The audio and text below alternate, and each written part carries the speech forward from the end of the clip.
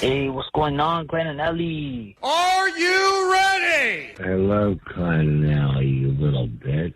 Klein and Ellie, it's just okay. Just don't let things bother you too much. Good morning, everybody. Whoa, Sweet Devin Steak, did you see that? Viva Klein and Ellie show. Let's get the show started. The show started. The show started. We are live in Los Angeles. 3, 2, 1. And here we go. It's Klein Alley Show. 106.7 KROQ FM in HD Pasadena, Los Angeles, Orange County. The sonic pulse of Los Angeles. This is the world famous K-Rock. Hell yeah, welcome to your Prequend. It is Thursday morning here at K-Rock. My name's Klein. That is Allie. Morning. DJ Omar Khan over there. What's up? Jake the Nerd. That. Although a lot of people are saying that we should officially change Jake's name because Jake is not a good nerd. And Jake, you know, he does play Magic the Gathering, and he does live in a shack, and he does collect comic books, and he's got a lava lamp and all the other things that you would expect. I would say he does qualify as a nerd. He's just not a useful nerd. He's not somebody who knows things that can, like, help us make money or go viral or anything like that. This person says they've lost all nerd respect for Jake, and they used to look up to him as an authority on all things nerd culture. But listen to this. Hey, I just wanted to say that Jake the Nerd's not a very good nerd.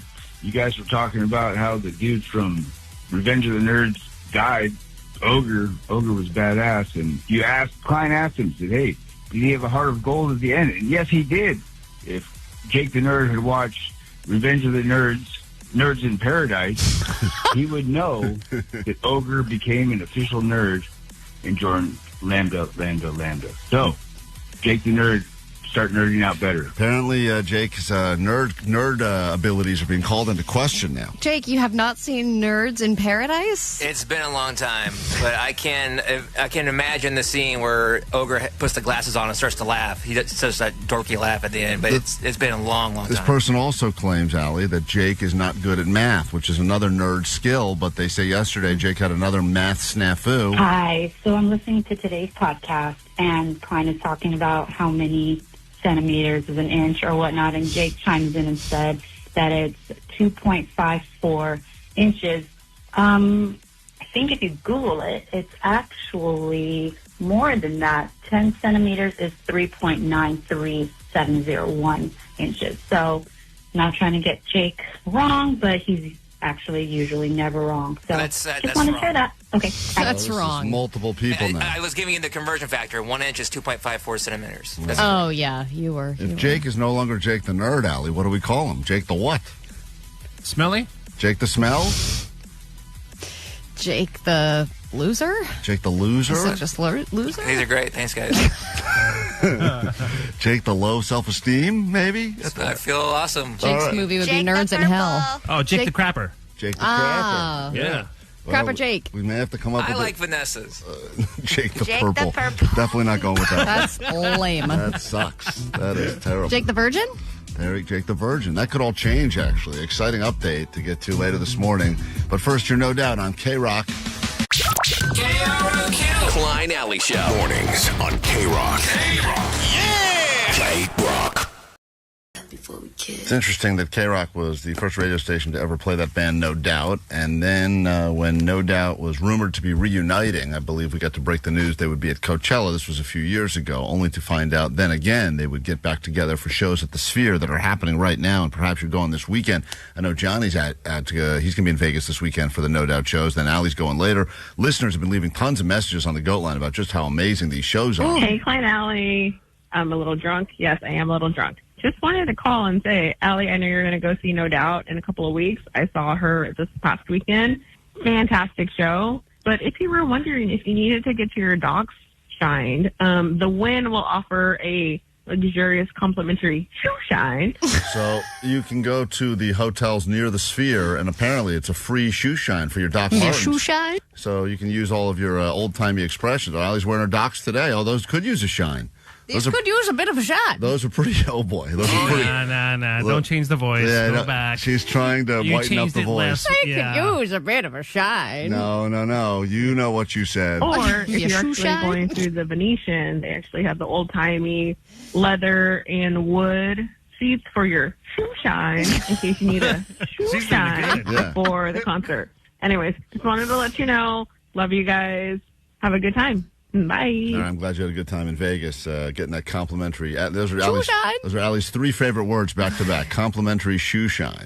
She loves it. I didn't even think those existed anymore. Apparently in Vegas, all that stuff you can do in Vegas. But is there even ever a person there? I feel like every time I've walked by a real shoe shine station, they're empty.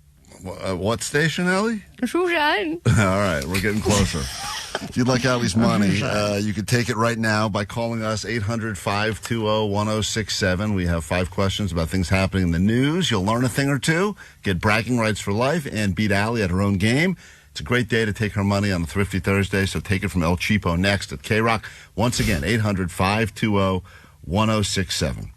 That'll be after this quick break. And then we have a lot to give you this morning, including Smashing Pumpkins access to the funeral we announced. This will be a limited edition, exclusive interactive event with the Smashing Pumpkins. We will get you into that. We also get you tickets to go to the fight we've been talking about. Ronda Rousey, Gina Carano, happening in Intuit Dome this Saturday on the floor. Yeah, I think they're ringside seats. This is unbelievable. You'll be up there with you get the sweat and the blood on you. All the celebs getting DNA all over your bodies. You have to wear a poncho probably. You'll be that close. So we have those for you as well. And more that we can't talk about just yet, but surprises on today's show for you as well. Back with Allie's Cash next on K-Rock. K-Rock. It's almost the end of the school year, the end of spring, and the start of K-Rock May Chemical Romance. Merry month of May. Hey, what's going on? This is Gerard. Listen every hour from 9 to 6 for your chance to win sold-out tickets to My Chemical Romance at the Hollywood Bowl. My Chemical Romance and K-Rock. Yeah.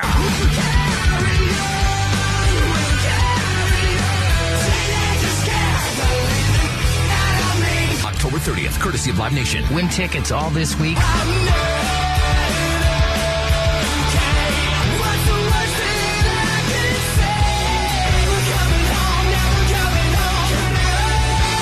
Nothing poignant to say, just holy K-Rock May Chemical Romance. Keep listening for your chance to win. The world famous K-Rock.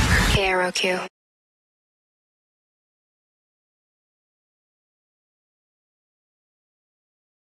A lot of people will make claims these days, but very few people back it up with their own cash. Yeah, and I'd like to get a little credit here and there for the money that I'm putting up every single day. Does anybody else put $100 of their own money up every day? No. No, you don't. When you win, I watch every time you win, and that person on the phone has to say, I'm so-and-so from so-and-so, and Allie knows the news.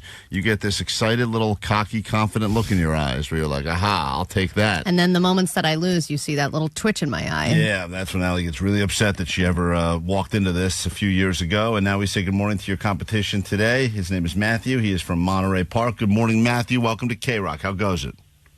Good morning. Good morning. How are you guys? Doing fine. We hope to pay you Allie's money. All you have to do is answer some questions one day correctly. we should turn the tables maybe for 1 week and then just have Klein pay out, but increase the monetary level to about $200, $300. Why would we have to do any of those things? I agree. Why not? Well, I don't deliver the news on the show, so I don't really know what's going on. Yeah, but you're just being all cocky as F right now. I'm just going to the Ha caller. ha ha, you lose. That's fine. You want to do a Klein week of Allie Knows the News? I'll agree to do a Klein week. Let me. Great. And you're gonna pay out $500 a day? No. But you'll do regular, but I will do girl news. Oh, that'd be great. That'd be fun. I'm not good at girl news. It's going to be all about the Gossip Girl reboot. I don't know anything about that. I don't either. Just take my money. Just take my goddamn money. Yeah. Matthew, Allie will leave the studio. Okay. 5 questions stand between you and victory. As soon as she's out of here, your round will begin. She'll come in. We'll score it together. Let's go. Focus. Here we go. Your round officially starts right now. Allie knows the news. All right. The Grammy Awards are getting a new home in 2027. What network are the Grammy Awards moving to in 2027? I'm going to say NBC. We go to question number 2. Applebee's is bringing back some of that all-you-can-eat food stuff right now for $15.99. Multiple different items are available in the all-you-can-eat format. Name one of the items that are part of this all-you-can-eat situation going on at Applebee's. Mozzarella sticks. We go to question number 3. A toddler came face-to-face with what in San Bernardino, a video that's going quite viral in the last day. Toddler versus what in San Bernardino? A python. Python. That'd be great. I would click the hell out of that video. Toddler versus python. think it unhitch its jaw and probably swallow that thing whole. We go to question number 4. Allie knows the news, battling Matthew today. Question 4. L.A. mayoral candidate Spencer Pratt claims that he's been living in a trailer by his burned-out home in the Palisades or Malibu area. But the reality is, according to TMZ, he's been living where? I'm going to say in a hotel this entire time. More specific, please? A Motel 6. A Motel 6. And finally, question number 5. Instagram has launched a new feature called Instants. And what is the goal of this new feature? What does this feature do that is different for Instagram?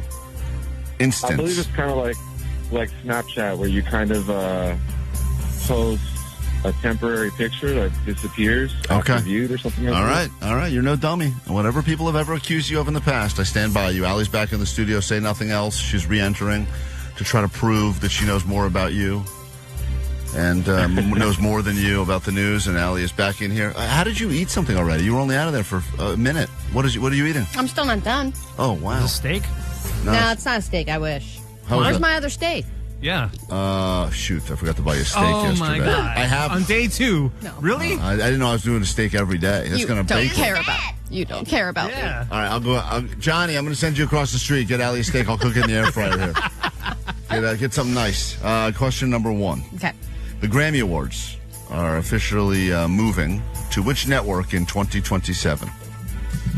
Ooh, I think it's YouTube TV, isn't it?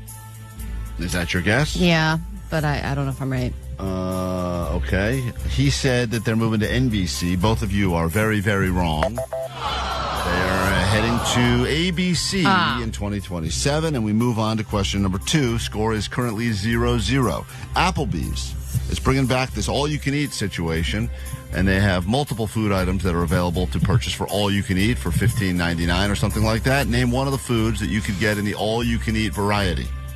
Soup? Allie, come on. Soup. You don't even want to win. No one's. I don't even think they have soup at Applebee's. Yeah, Applebee's is known for their appetizers. Yeah, not for soup. I don't even think there's soup Okay, on I'm the going to menu. go with appetizers. Sadly, you're wrong. He said mozzarella sticks. I did not see that on the list of things you could get, which includes, but are not limited to, Potato skins. the double crispy shrimp, because shrimp's a treat. Shrimp. The boneless wings, that's a big one as well, and riblets. Oh, riblets. When you have to make up a meat, you know it's worth it. You know it's good. And it sounds small because it's a riblet, but it's all you can eat. So no one gets the point. We move to question 3. A toddler has come face-to-face with what in San Bernardino? A bobcat. Okay. I know that one. He said python, but the correct answer, Allie, is on the board, is a bobcat. It's toddler versus bobcat, which money on the bobcat. In this particular case, toddler survives to live another day, and Allie's on the board 1-0 with 2 questions left. I don't know. Toddlers have good hair pulling skills. And also just that shrieking that toddlers can do. That's enough to probably freak out any animal. There it is. Is that the toddler or the bobcat? I don't know. Question 4. L.A. mayoral candidate Spencer Pratt has been claiming that he was living in a trailer by his burnt-out home, which he lost in the fires. But according to TMZ, he's living where? Oh, in a hotel in Bel-Air. Okay. I'm torn now on this one. I'm going to have to go to the judges, because he also said a hotel, but he said a Motel 6. And the reality Oh, no, is it's like a fancy $1,000 a night he's hotel. supposedly staying at the Hotel Bel-Air. And so Allie gets the point, I guess, again. But still, I mean, he guessed it right. He did did not. He said Motel 6. No, he said the most hotel. important thing was that he's not staying at the Airstream. He's staying at the hotel. I'm going to give him the point because my God. I pushed him for follow-up questions. Yeah, You're on the board. Congratulations. I don't know if it really matters now because it comes down to this final question. Allie's still up 1. Instagram has launched a new feature called Instants. What is this new feature, Instants, that came do? up on my thing this morning. I really said not now so quickly. I didn't even read it. It's like a camera editing tool, I think. Oh, no. It's a camera thing. That is so wrong. Cameras. Well, all Instagram stuff is a camera thing, you idiot. Well, it's editing or not. That's wrong. Wrong. He got it right. He said it. Vanessa's laughing at It's you. soup. You're right. It's a new Instagram soup feature. You nailed it. It is exactly what Matthew said, which is the disappearing QuickTime photos, like Snapchat style, where things will live and die in the moment. Oh, so, wow. On your main feed? I don't know how it's going to work because I didn't read the whole article either. But, well, now it ends in a tie again. Once again, a thrilling tie at the end of all of this. So what the hell, Matthew, you don't get Allie's money, but we will send you something decent. So hold on one second. And I'm not even going to make you admit that Allie knows the news because today you were even with Allie. That had intrigue and disappointment. Let's end this with a true-false question. True or false, Applebee's has soup. Matthew? I'm going to say true. No, tried to give you the game, goddammit. Klein Alley Show. Mornings on K-Rock. Yeah! K-Rock. As much as Allie is sitting here in the process of attempting to get pregnant, I had a bit of a pregnancy scare myself. As a result, I am being pressured into finally getting the snip-snip vasectomy. And a lot of people are telling me I don't even have to do that. There's other things I can do instead. Hey, what's up, gang? I was just listening to the Silvertime podcast, and I don't think Klein should get a vasectomy. I think he should just drink Mountain Dew. I didn't realize that was an option. I'm going to go with the vasectomy. I think that's years over time, though. Oh, you got to drink a lot of Mountain Dew? I think so. Pull Blind Charlie. Oh, yeah, because he drank so much Mountain Dew that his whole body shut down. So I'm sure he probably couldn't make a baby either. I think Mountain Dew is killing most people. Really? Yeah. I don't know if I'm given the choice of Mountain Dew or a vasectomy. I may go with vasectomy. Mountain Dew kills sperm. Kills sperm. And people get his wife pregnant. So that's that and no vasectomy. All right. I didn't know that. That guy sounds like a doctor, so I'm going to go with the Mountain Dew approach. Well, we were talking about it in Show Overtime yesterday, and Omar, I know you're the only one on the show with a vasectomy, and I think Klein is worried that it's going to make him less of a man. Less of a man? No, dude. You can still go to Pound Town just like you would, regularly. And the procedure is not painful whatsoever. Well, it's just like a little pinch when they do the local anesthetic, and I think you could actually do it in studio. Back in the day, Kevin Bean had Lightning do it in the studio. No. It's not happening. What do you mean? No. I think it would be entertaining. It was entertaining back then. You know how we always do the reboot? I think if we get Kevin Ryder, he would vouch for this. The bit reboot vasectomy on air. Yeah. Is Lightning James? No. He was Big Mama. Lightning was the producer, Jay Tillis. Here's another suggestion that we got on the goat line. Hey, don't gloss over this. Well, don't worry. You guys are going to like this. Trust me when I say I shouldn't even play this message because you're going to like this one much more. Hey, Klein, I'm available if you want to get that snip downstairs for, a low price. So that's blind Charlie is offering to be nice enough to follow up my haircut now by giving me the vasectomy. Great. And I bet you there's a doctor listening right now that would be able to assist. Hey, I'll do it with you, Klein. Whoa. Blind Charlie vasectomy? Now, listen. Tandem vasectomies. I'll go with you. I know that the blind haircut we thought was, that's wow. A blind man cutting hair. Ooh, that's wow. This is real next level wow right here. Blind man doing vasectomy. And it would be not a lot of money in the moment, but you'd have to pay a lot for your corrective surgery after. Oh, yeah. That'd be all maimed up down there. I mean, you think your nose is going to look different.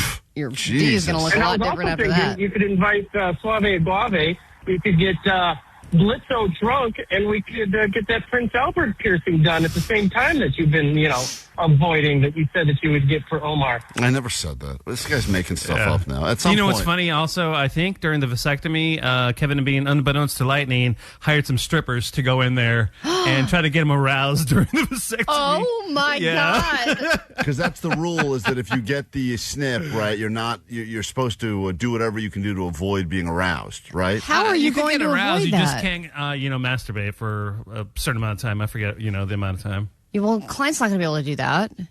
Even if it's a 24-hour period, you're not going to be able to do that. Hold on the phone right now. We have. Oh, great. Is this Lightning? Yes, sir. Don't be a puss. You can get a vasectomy on air. Hey, he did it. Let me ask you a serious question. Former Kevin and Bean producer Lightning. They called him that because he was so quick at everything he did. Great response time to getting things done. Lightning, first of all, you called with the quickness. You did call quickly. I will give him that. Hey, Lightning, you had it done in the studio. It's not really a sanitary environment in the K-Rock studio. No, we had it done in Studio R, and so Super Steve, we had a couple things happening at the same time. One, the Armenian comedian was telling jokes, trying to crack everybody up. we had Super Steve, who was fairly rotund. He was eating a pizza, a huge, like 30 Yeah, like a huge 350-pound guy. Yeah, and it was to see if the doctor could get my operation done faster than Steve could eat the pizza. We also launched it with a stripper who was straddling me. Yeah. But I was so out of it, I can't remember really any of it. Oh, but I will say that Matt Money Smith, sportscaster, and Psycho Mike, they snipped me. So what? Wait, they did the doctor. They also helped in the shaving, if I'm not mistaken, right? Yeah. So one of them cauterized me, and one of them shaved me. my God. Yeah. This sounds like chaos. I'm not doing any of this. Nothing he said. Other Come than on, man. We're getting notes on simplifying our breaks from Kevin Weatherly. I know. Just simplify the show. Unbelievable. That's a Hall of Fame radio program. There's like 6 things going on at once. You can do it. Right. Okay. Good. Thank you for the advice. That's Lightning. Good to hear you back on K-Rock. That's the great Lightning. Hey, but did the vasectomy hold, Lightning? I've had 30 kids since then. Oh, Jesus Christ. That doesn't sound like it worked at all. It sounded fun, though. Oh, man. At least that fat guy ate the pizza. That's a funny bit. How would your wife feel about all that? If we were to reboot that entire thing he just said. Everything he said. It would be great. I think you'd like the pizza part. I would love it. I think you're playing the lightning role, too. I think he didn't want to do it at first. It's like I'm reliving, back in the day, all the glory of Kevin and Bean right now because everything's going according to plan. Yeah. Lightning, did you want to do it, or were you peer pressured into it? I was peer pressured into it. Right. Just like you. Just like you. This is great. I'm not being Klein. peer pressured into anything. Come on, man. All right. If the next song we play is... If we raise $2, you'll do it. Right? All right, so $2. Fine. 323, if Blind Charlie does this, he would have shaved both of Klein's heads. All right.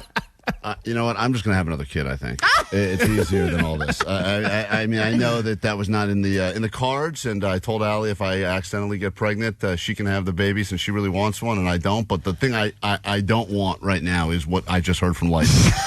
The whole description? Everything he said. What were you going to say if you play what song next? If I play any song other than Papa Roach, I will be on board for this. But if it's Papa Roach, then we have to rethink everything. All right.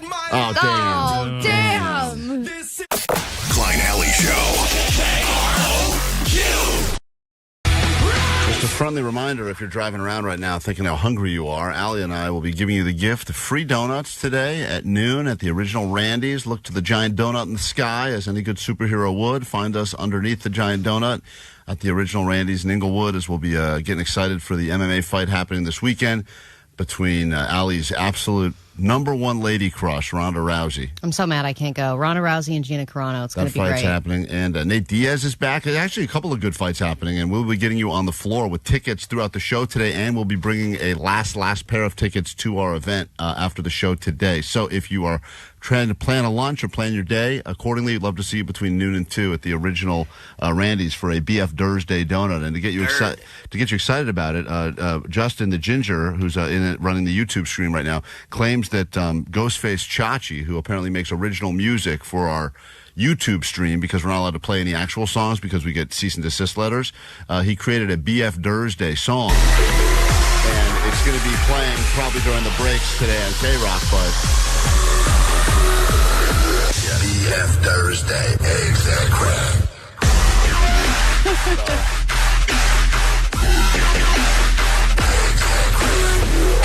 Taking some of the clips of our dumb show.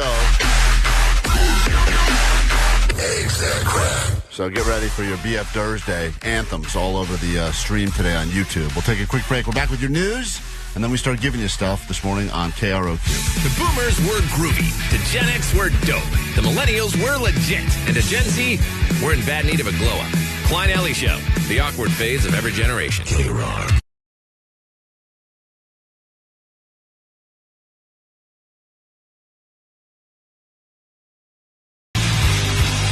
Get into your A.D.D news on K-Rock. If you're just joining us and you're thinking to yourself, what's in it for me today? Why should I give these guys some of my time this morning while I sit in probably terrible bumper-to-bumper SoCal traffic? I'll give you a couple of reasons why. We have a couple of pairs of tickets to give you to an exclusive experiential event with the Smashing Pumpkins. We just announced it yesterday around this time. It is a funeral It is going to be something that you will attend wearing all black as requested by the band. And people are apparently crying to get into this, as we heard yesterday on the show. So we will get you into that. We have tickets for you to go to My Chem, and those will be coming up in about an hour, and then every hour thereafter. And floor seats for the big fight happening at the Intuit Dome this weekend between Rousey and Carano. So if you'd like to see some MMA up close and on the floor with the VIPs, we'll make that happen for you later this morning. Right now, though, let's get into this, your news. Grab your Adderall. It's time for A.D.D. News. We've entered the time of year for viral commencement speeches. Graduations are happening. I will give you one that went well and one that did not. The one that did not go well happened at the University of Central Florida. Their speaker was a real estate executive, and when she mentioned AI, she lost the audience. They took a turn and they booed her. The rise of artificial intelligence is the next industrial revolution. Oh. Whoa. What happened? Okay, I struck a chord. May I finish? Only a few years ago, really shook her confidence. AI was not a factor in our lives. It's funny because I wonder what percentage of those kids clapping used AI multiple times to graduate. To literally finish all of their papers for them. Well, that's the other thing, because grade inflation is happening where more A's are being given out because more people are using AI to pass tests and get good grades. So now what the A stands for, Allie. That's why they put it right there. AI. You get an A. Just need one more letter. That's boom. It, done. And that's the secret. But then you have Harrison Ford, who spoke at ASU. It's a good getting Harrison Ford, and here's what he had to say. Bring people together who weren't talking before. That's leadership. That's what moves the needle. Your generation sucks. It's hopeless. Went into a real rant about it. That'd be so great. He sounds so impactful, though, even when, just if he uses that gravitas. Has far more power than you may realize. And if you harness that power, if you find your leadership, your issues, your voice, the world will not be able to ignore you. You will have to be accommodated. Oof.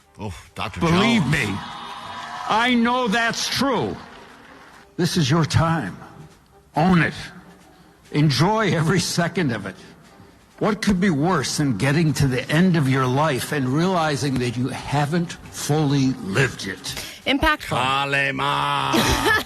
Then he ripped the heart out of the dean and ate it on stage. It was that would incredible. be so cool. So cool. You know, it's not as powerful as the guest speaker who says, I'm paying for your tuition. That's the best one. I mean, don't write a speech, write a check if you really want to go by. By the way, that happened too, right? Yeah, that has happened. Happens yes. every year now. Someone goes to be the new Look at Me billionaire. Every student is like, am I the one? All your debt. And now a real estate executive. Got to be a tax write-off, before the end of the year or something. Because they probably just did the taxes. The guy's like, look, we need to figure out a way to get rid of $3 billion. You're going to go, great, I'll pay a bunch of people's debt. And now I'm paying for your tuition. Boom. Just walk off the stage. So Labubu's are not a thing anymore. It's all about the squishies now. The Neato, the Hello Duck dumplings. If it is squishy, they want it. Squishies. I swear to God, they are ruining my life at home. So they could ruin your child's life as well. Great. It's not just ruining your life. Of course, it's good for stress relief, concentration, things like that, because they're squishy and it's a nice sensory feeling. These things are made so crappy, these squishies, that if the kid squeezes them, all of a sudden some goo shoots out of the middle of it. And they go, my squishy's broken. Yeah. That's what happened. It sprayed all over my daughter once they were playing upstairs. I'm like, dude, what just happened? The whole back seat of my car is covered in squishy innards. And I don't know what's happening. I got to get rid of this. I hate it so much. That stuff can't be healthy, right? No, way. It's not. And that's what they're saying, because they have kids now that are eating them or will chew on them. They have kids that are doing internet challenges and dares, like puncturing them, microwaving them, which results in them exploding. Oh, yes, the dumpling one. I think that people try to heat up the little dumpling one, and then it explodes, or the inside turns into lava or something. Kids are getting all third-degree burns. God, Survival that of sucks the that it's not a fittest. real dumpling. It'd be It's delicious. The worst part about it, I was so excited because they come in a little dumpling thing. I know, it looks yummy. I saw it on my kitchen table at home, and I was like, oh, my God, someone got me a dumpling? I was so excited. It was Just a one? stupid squishy. So, yeah, if they're microwaved, they will explode and potentially cause serious burn injuries. So they're telling parents to be careful with the squishies.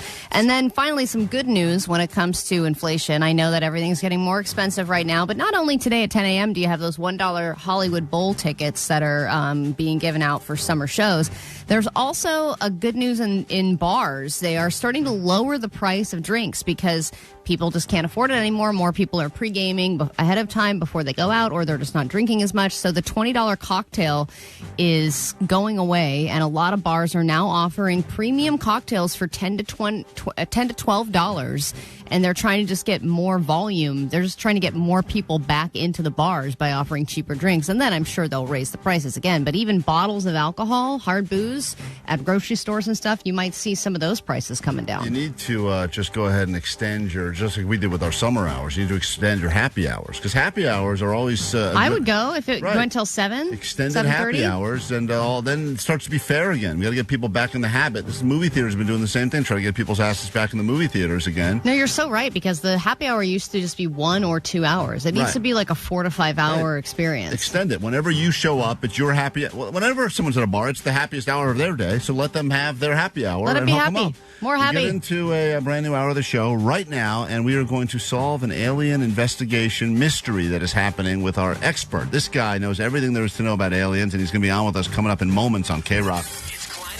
6.7 KROQ FM in HD Pasadena, Los Angeles, Orange County. The Sonic Pulse of Los Angeles. This is the world famous K-Rock. Hell yeah, good morning. Welcome to K-Rock just after 8 o'clock on a Thursday morning. We call this BF Thursday, so you can enjoy the sweet treats of breakfast for dinner. More and more people getting on board the BFD train and breakfast for dinner. I'm going to be doing that for dinner, and we're going to get you started by giving you a BF Thursday donut if you want to hang out with us today starting at noon at the original Randy's. Come by, free donuts, celebrating MMA fights on Netflix, etc. You know, I was thinking if we were going to give away those that final pair of tickets to the fight, maybe we could have people wrestle in oil. Oh, yeah. At the Randy's. I don't know if Randy's would get on board with that because I'm sure the lawyers usually step in and they don't like physical contact, but maybe you and I will wrestle in oil. Okay. They can't tell us what not to do. And they can just bet on who wins.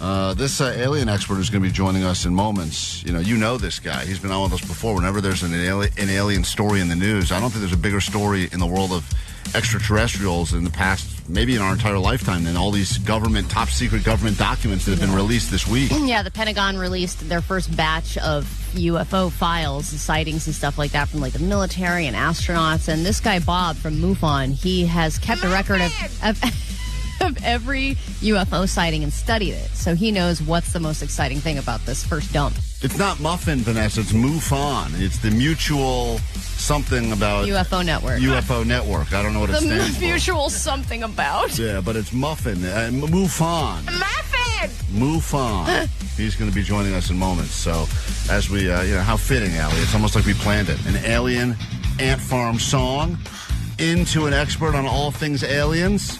So we get into the hour that we have in store for you. It should be a decent one. And we will learn from our alien expert next on K-Rock. KROQ. Klein Alley Show. Mornings on K-Rock. Yeah! K-Rock. The only man we trust when it comes to UFO investigations or things that we found up in the sky, our good friend, the International Director of Investigations for the Mutual UFO Network. This is Bob. Bob, good to talk to you again. Hey, good to talk to you all the way from Germany today. Oh, what's going on in Germany? UFO sighting? The biggest UFO conference in Europe this summer, and I'm speaking tomorrow night. Wow, what a time for that to happen, especially with everything that has just been released from the government. Oh, I can't wait. I have so much to present tomorrow. It's incredible. What is the most exciting? If you can only give us a bite-sized version, what as far as like the biggest headlines you're going to share with everyone? Okay, there's two things that people interested in UFOs should know right now. One is that on Friday past, the United States began releasing thousands and thousands and thousands of UFO files for the public to do whatever they want with. The other story going on, which I think is the deeper story, is the missing and murdered scientists, because there's a connection to all of them. Things are getting really hot in the UFO world. That's a sentence that a lot of beautiful women have never said. Well, I remember we talked about this last week, I think, in A.D.D News, where there are a bunch of scientists that have been missing or found dead under mysterious circumstances, and there's a connection with them. There's some person said they discovered anti-gravity, or they were all doing work for the government. What do you think is going on, Bob? Yes, it started with General McCaslin, walked out into the desert in February, and nobody has seen him since. He took his gun, but left his phone behind. Was it a suicide? I don't think so. He went to a safe house. Another woman who worked at Los Alamos National Laboratory did the same thing. Then you have Amy Eskridge, who was an anti-gravity propulsion scientist that they claimed committed suicide. The fellow who blew himself up in front of Trump Tower in Las Vegas, he said that he was a whistleblower for anti-gravity propulsion. All of these are connected. All of these people are disappearing off the face of the earth. They're being murdered for no apparent reason. And they all work at top secret government laboratories like Los Alamos, Jet Propulsion Laboratory in Pasadena. And all of them are disappearing and being murdered with 400-mile radius. This is a fascinating thing. It's almost like that movie Weapons, where in the middle of the night they're just walking out of their house and going to the middle of nowhere. We never see from never hear from them again. And the link cannot be denied, because this is what they were all doing. They were not private people, even though the stuff they were working on was top secret. Everyone was well aware as to what they were doing. So in your opinion, as a guy who knows a lot more about this than the average person, what information, what secrets do they have, or did they see stuff that they don't want to be here when the rest of us find out about it? Like, should we all freak out? I think they went to a safe house, the ones that survived. The one fellow who was murdered, he got shot in the face, a scientist named Carl Grillmayer. He was working on deep space sensors. He was looking for water and industrial pollution on exoplanets. In other words, could there be civilization out there? Bang, shot in the face, gone. Yeah, but why would they kill him? What's wrong with him finding that? Because there's apparently two teams within the United States government. People who want disclosure and people who don't want the secret out. And I'll tell you why. The Washington Correspondents' Dinner. Cole Allen, the guy that tried to shoot Trump, went to Caltech, interned at NASA. And in 2023, a person by the name of Neil Hernandez posted one post on Facebook. 2 words, Cole Allen, 3 years before the guy tried to assassinate Trump. When you look at the avatar for Henry Martinez, it's a frog in a tuxedo with some wine glasses in front of him. Exactly the picture of Trump the minute the shots begin getting fired. No, I'm so confused and intrigued. This goes up to the president. This is going up to the president, and he better watch out, because this is serious stuff. Are you saying you think that the assassination was a plant or planned in some way? I think it's because Trump decided to release the UFO files, that he's made himself a target yet again, along with all these other scientists. And of all of these UFO files, I mean, thousands and thousands of documents that the average person couldn't possibly go through. I would imagine that for you, this is like when the Sports Illustrated swimsuit issue comes out for me. You were very excited. And have you been through all of these documents already? Well, what they're doing is they're releasing them in stages. On Friday, they released 162 videos, photographs, and reports. And our photo analysis team is halfway through them, and we're posting them up onto the MUFON.com website. And what is the most exciting thing you found in this first batch? Most of it is not impressive. There are items that have been around since the 1960s, known hoaxes and identifiable things. But there are also nuggets. In 2 weeks, Anna Luna, the congressman, has demanded 46 videos from the Pentagon. They're going to be in the next batch. And the one that's really important is the one of the pilot shooting down the object over Lake Huron 3 days after the Chinese balloon was shot down. It was an octagon-shaped object, and apparently the pilot filmed the shoot down. And what about because one thing I thought was interesting was Buzz Aldrin was talking about seeing lasers in space, and a lot of astronauts have claimed they've seen lights in space. And that's interesting to me because it's not just some random farmer that sees an orb in the sky. Like, that's space. Yes, as a matter of fact, the Artemis mission 2 weeks ago that went behind the dark side of the moon, they claimed they were seeing sparkling light on the backside of the moon. What does that mean? What is it? It's got to be an EDC thing. It's an EDC convention. It's got to be. Those guys will travel to They dance. go anywhere. Well, listen, Bob, if you're just joining us, this man knows everything there is to know about some of the stuff that is way too smart for us laymen to figure out. He is the director, the international director of the investigations of Mutual UFO Network, MUFON. He's been on with us before whenever there's been a discovery, when that alien was spotted in the backyard in Vegas. He always breaks down how legitimate these things are. Are they aliens? Are they cake? And these documents are revealing an awful lot. And what do you believe is going to be released in the next batch? Because obviously, you have the know. So you're at this alien convention right now, UFO convention in Germany. This alien convention. Sorry, I don't want to downplay what you're at right now. It's the biggest event of the world. But what do you think we're going to find out? Will there be that? There's still people that go, I haven't seen any What's the evidence proof? that makes me really believe these exist. Do you think we're getting that in this next batch?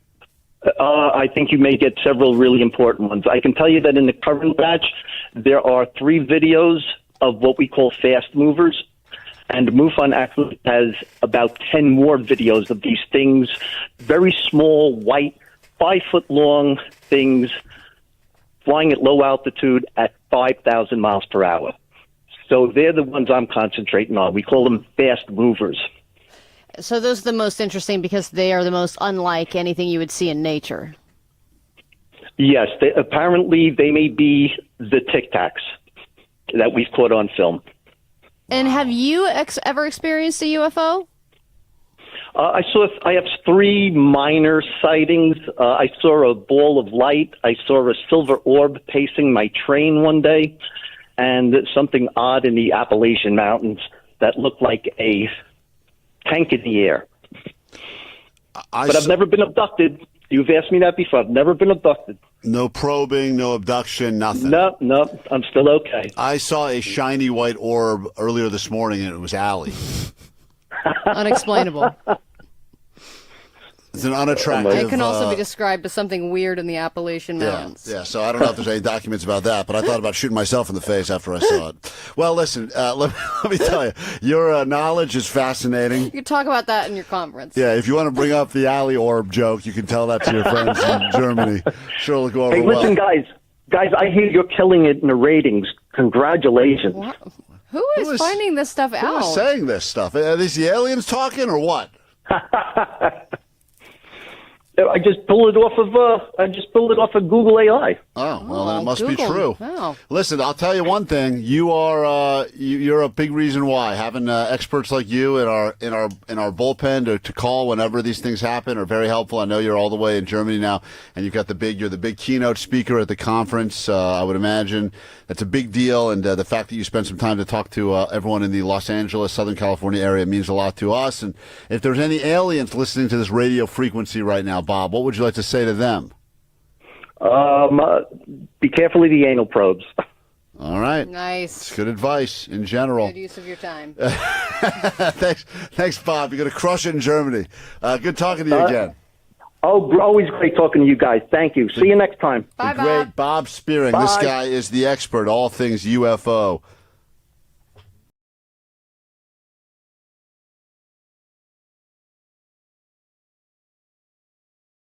Big exciting main event that people are talking about is the return of Ronda Rousey, who was for a long time undefeated and was beating people in about 11 seconds. Then she had 2 bad knockouts. A couple of bad losses. She's going to be battling Gina Carano, and that's going to be happening at the Intuit Dome. We will get you on the floor later this morning. And that fight's happening this weekend, but there's fights that have been happening our entire lifetime, like people that don't get along. Android people versus iPhone people, for instance, or cyclists versus car drivers. Some of the biggest battles of all time. So we will allow you to battle it out over the airwaves with K-Rock. That'll be coming up later this hour. The first battle will be the dog people versus the cat people that just can't seem to get along.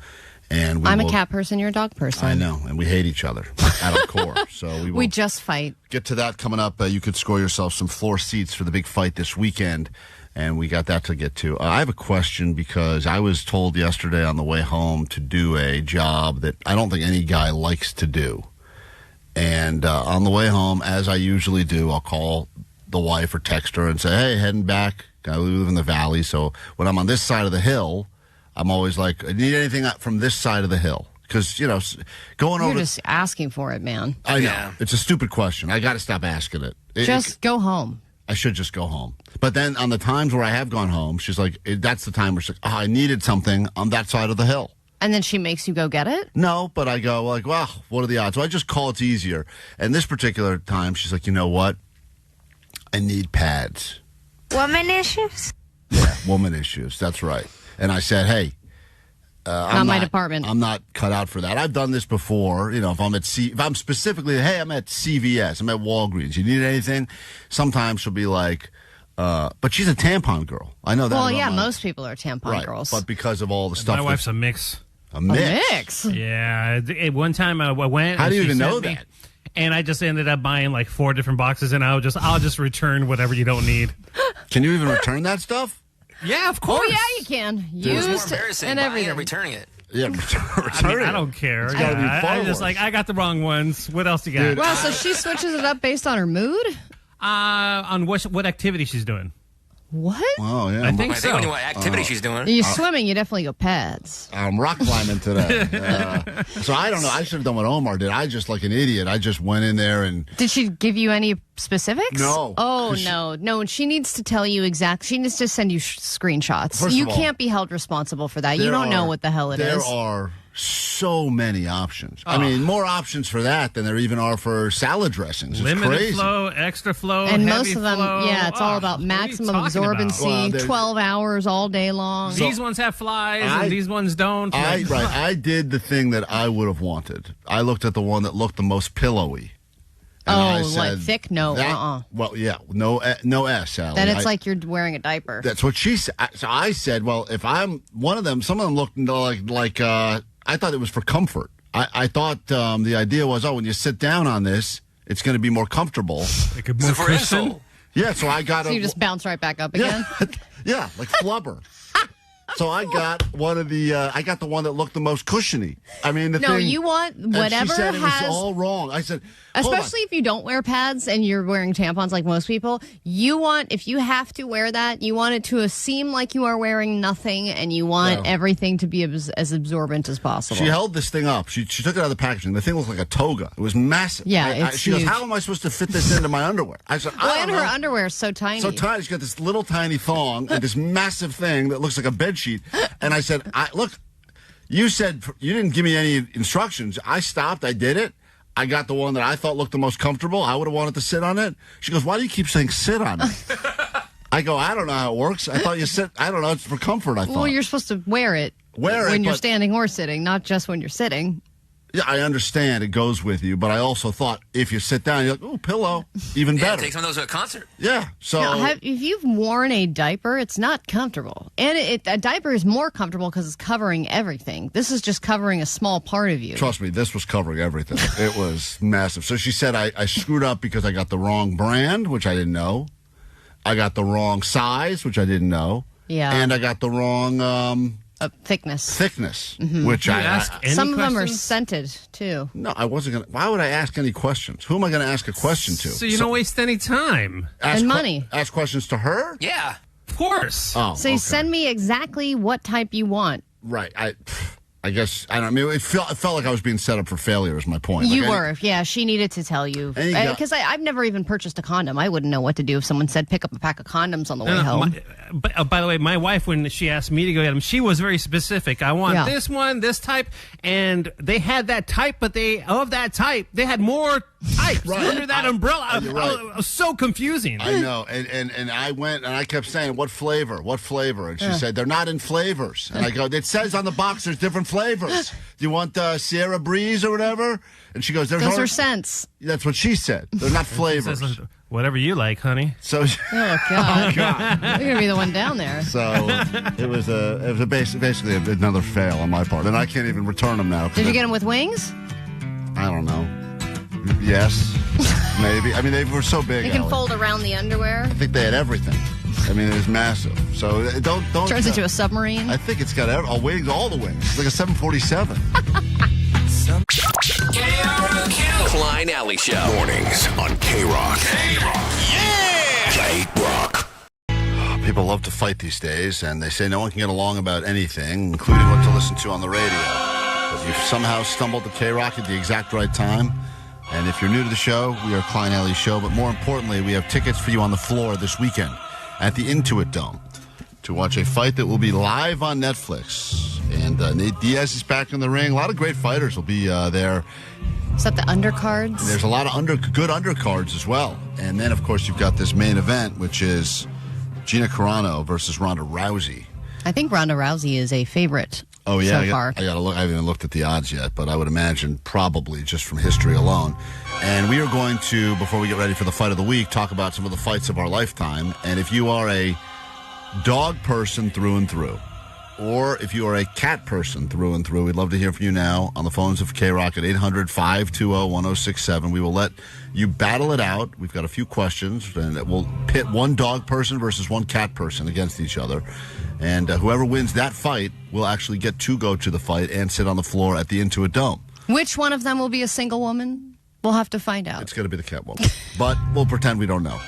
And so we will get to this in just a moment, and then later this morning, we will battle out another one of the great fights of our lifetime. And there's so many, Allie. You think about the drivers versus the bicyclists always battling it out on the road. Vegans. The people that are always hot versus the people that are always cold. Oh, my God. That is I have real anger towards the people who are always hot. Virgins versus sluts. Vegetarians, carnivores. They hate each other. Morning people, night people. The stoners versus the straight edge. I mean, there's so many battles that take place, but we decided to kick things off with one that we can all get behind, and that is Team Dog versus Team Cat. I know you're Team Dog. You've always been a dog owner, and I know you love that.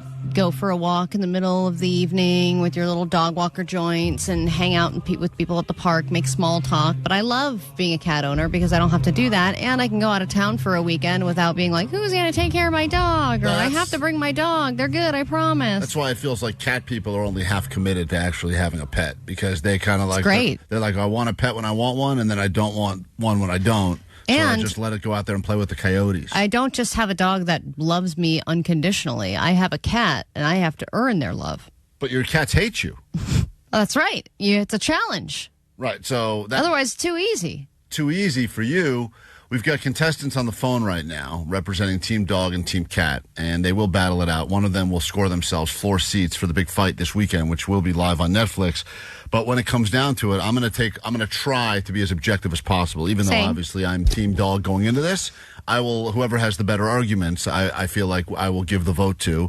And I hope you're listening closely, because this may come down to an audience vote. Audience decides. Well, already the audience is putting in their opinion. 626 said dogs smell way more than cats do. So you have to deal with a dog smelling like ass, or they roll around in skunk crap or whatever. They come into the house with more bad smells than any cat would.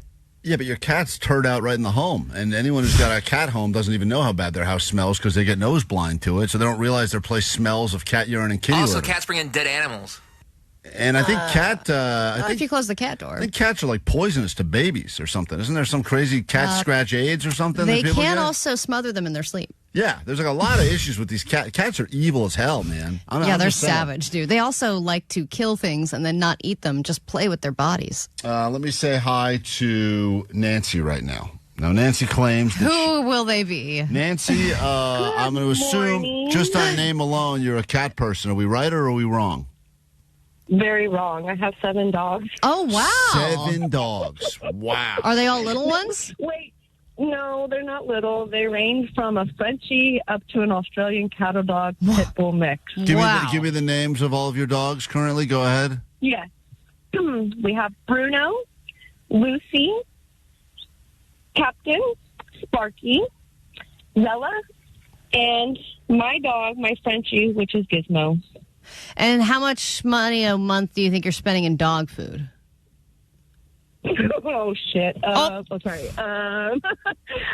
Probably about $400 a month. Wow. $400 a month just to feed all of your dogs. I just had to take my other dog to the vet. He has cancer. We're going through chemo, so I'm paying for that, too. Wow. They're like my kids. You're not really making a good argument for Team Dog right now. I'm just letting you know you're setting back the Team Dog movement Dude, quite a and bit. my sister's a dog person, and every Christmas it's like, oh, Ozzy ate a French onion soup onion packet. We have to get his stomach pumped again. It's like the amount of money that you have to spend sending your dogs to the emergency room, especially on holidays. Actually, I found a trick for that. When your dog eats something they're not supposed to eat, give them a little bit of hydrogen peroxide. It won't hurt them. It'll make them throw up whatever they just ate. Let me say hi to Team Cat now. Tim, who's already in the commanding lead. He hasn't even said anything yet. Tim is clearly a gay man. Right, Tim?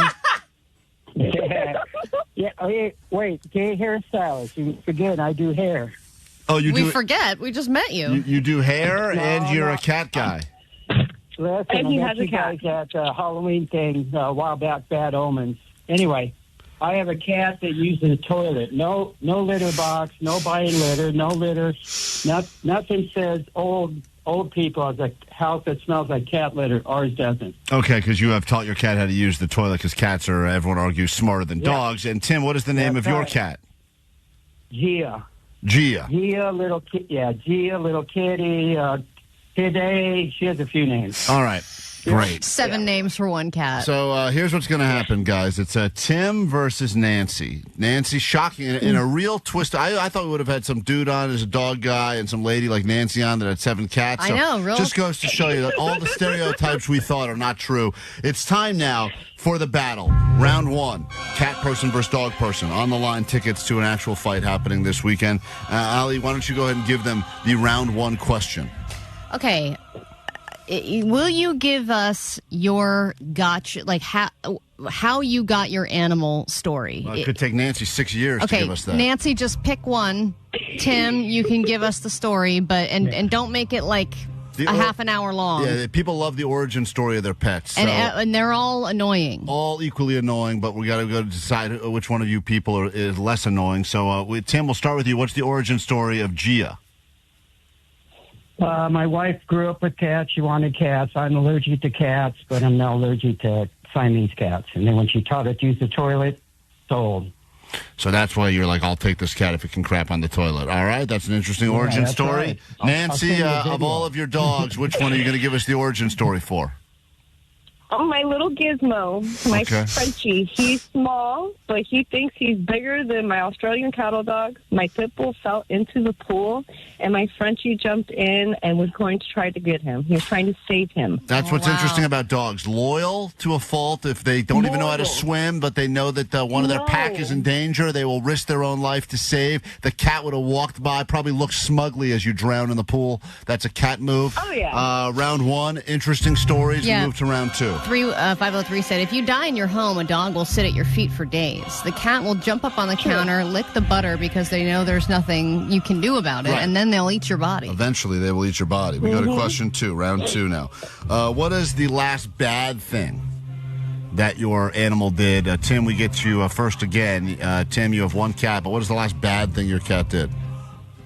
Just this morning, she got in our trash while I was showering and got out food, fed her and our dog. We have a Boston Terrier, but she got into our trash and found food. She's good like that. All right, so she found food in the trash, rummaged through the trash. That's one of the most annoying things about having pets / trash cans. Nancy, what is the most annoying thing or the last bad thing that one of your dogs did? Probably sneak out of the house without me knowing, and I found him in the front yard, and he knows he's not supposed to be out. That's not bad. No, it's not that bad. Especially for it's having bad 7 of them. Because I have a lot. We have a lot of coyotes around here, so I have to really watch it. Got it. Okay. Final question now. I'm not a bad boy. You each get an opportunity now to talk trash about the other person's animal, and this is the trash talking part of the battle. And we let you go first this time. Nancy, as a dog person, what do you want to say against all cat people and all cats? Go ahead. Well, your house does smell. Trust me. Even if you don't, trust me, they do. All right. And I know if I was to die in my house, my cat would not eat me within the same day. We go now to Tim. Me and my husband were just talking about that. Tim, you get to talk trash now as a cat person. What is the trash you'd like to talk about dogs and dog people? Go ahead. Well, we know whose house smells if she has 7 indoor dogs. I mean, come on. You can come. There's no smell in my house. The two of them, I almost want to send. Just a smell off. I almost want to send someone to both their houses right now and smell and decide which house smells worse. Yeah. I think they both smell bad. I think that we can agree that's a tie on the smell factor with both of these houses. So what else? All right, well, Allie, we have to make a tough decision now. What's wrong with being gay? I forget. Nothing's wrong with being gay, Tim. Congratulations. He's not even gay. Tim's gay. I'm not gay. Tim, trust me, you got a wife, but you're gay. All right. What do you call your cat, Lulu or something? You came up with that name? No, Giovanni. Okay, case in point. Allie? 626 said, I don't like dogs because they have worse, stupider dog names. They also have dog costumes, dog strollers, dogs in restaurants. I mean, the dog culture really permeates everything, where cat people just kind of contain themselves. Only one person can win this battle. Cat people walk their cats on leashes. Who does that? That's another good fight for this dog person right here. Allie, we have to make a decision. Oh, the two of them are going to hate each other. Only one of them gets to go to the fight this weekend. Who is your vote for? You heard a couple of compelling arguments. It's crazy because I'm normally a cat person, but I think I got to go with Nancy. Wow. One vote goes to Nancy. I mean, the story she told about her dog that can't swim jumping in the pool to save another dog at least that's heroic. It sounds heroic.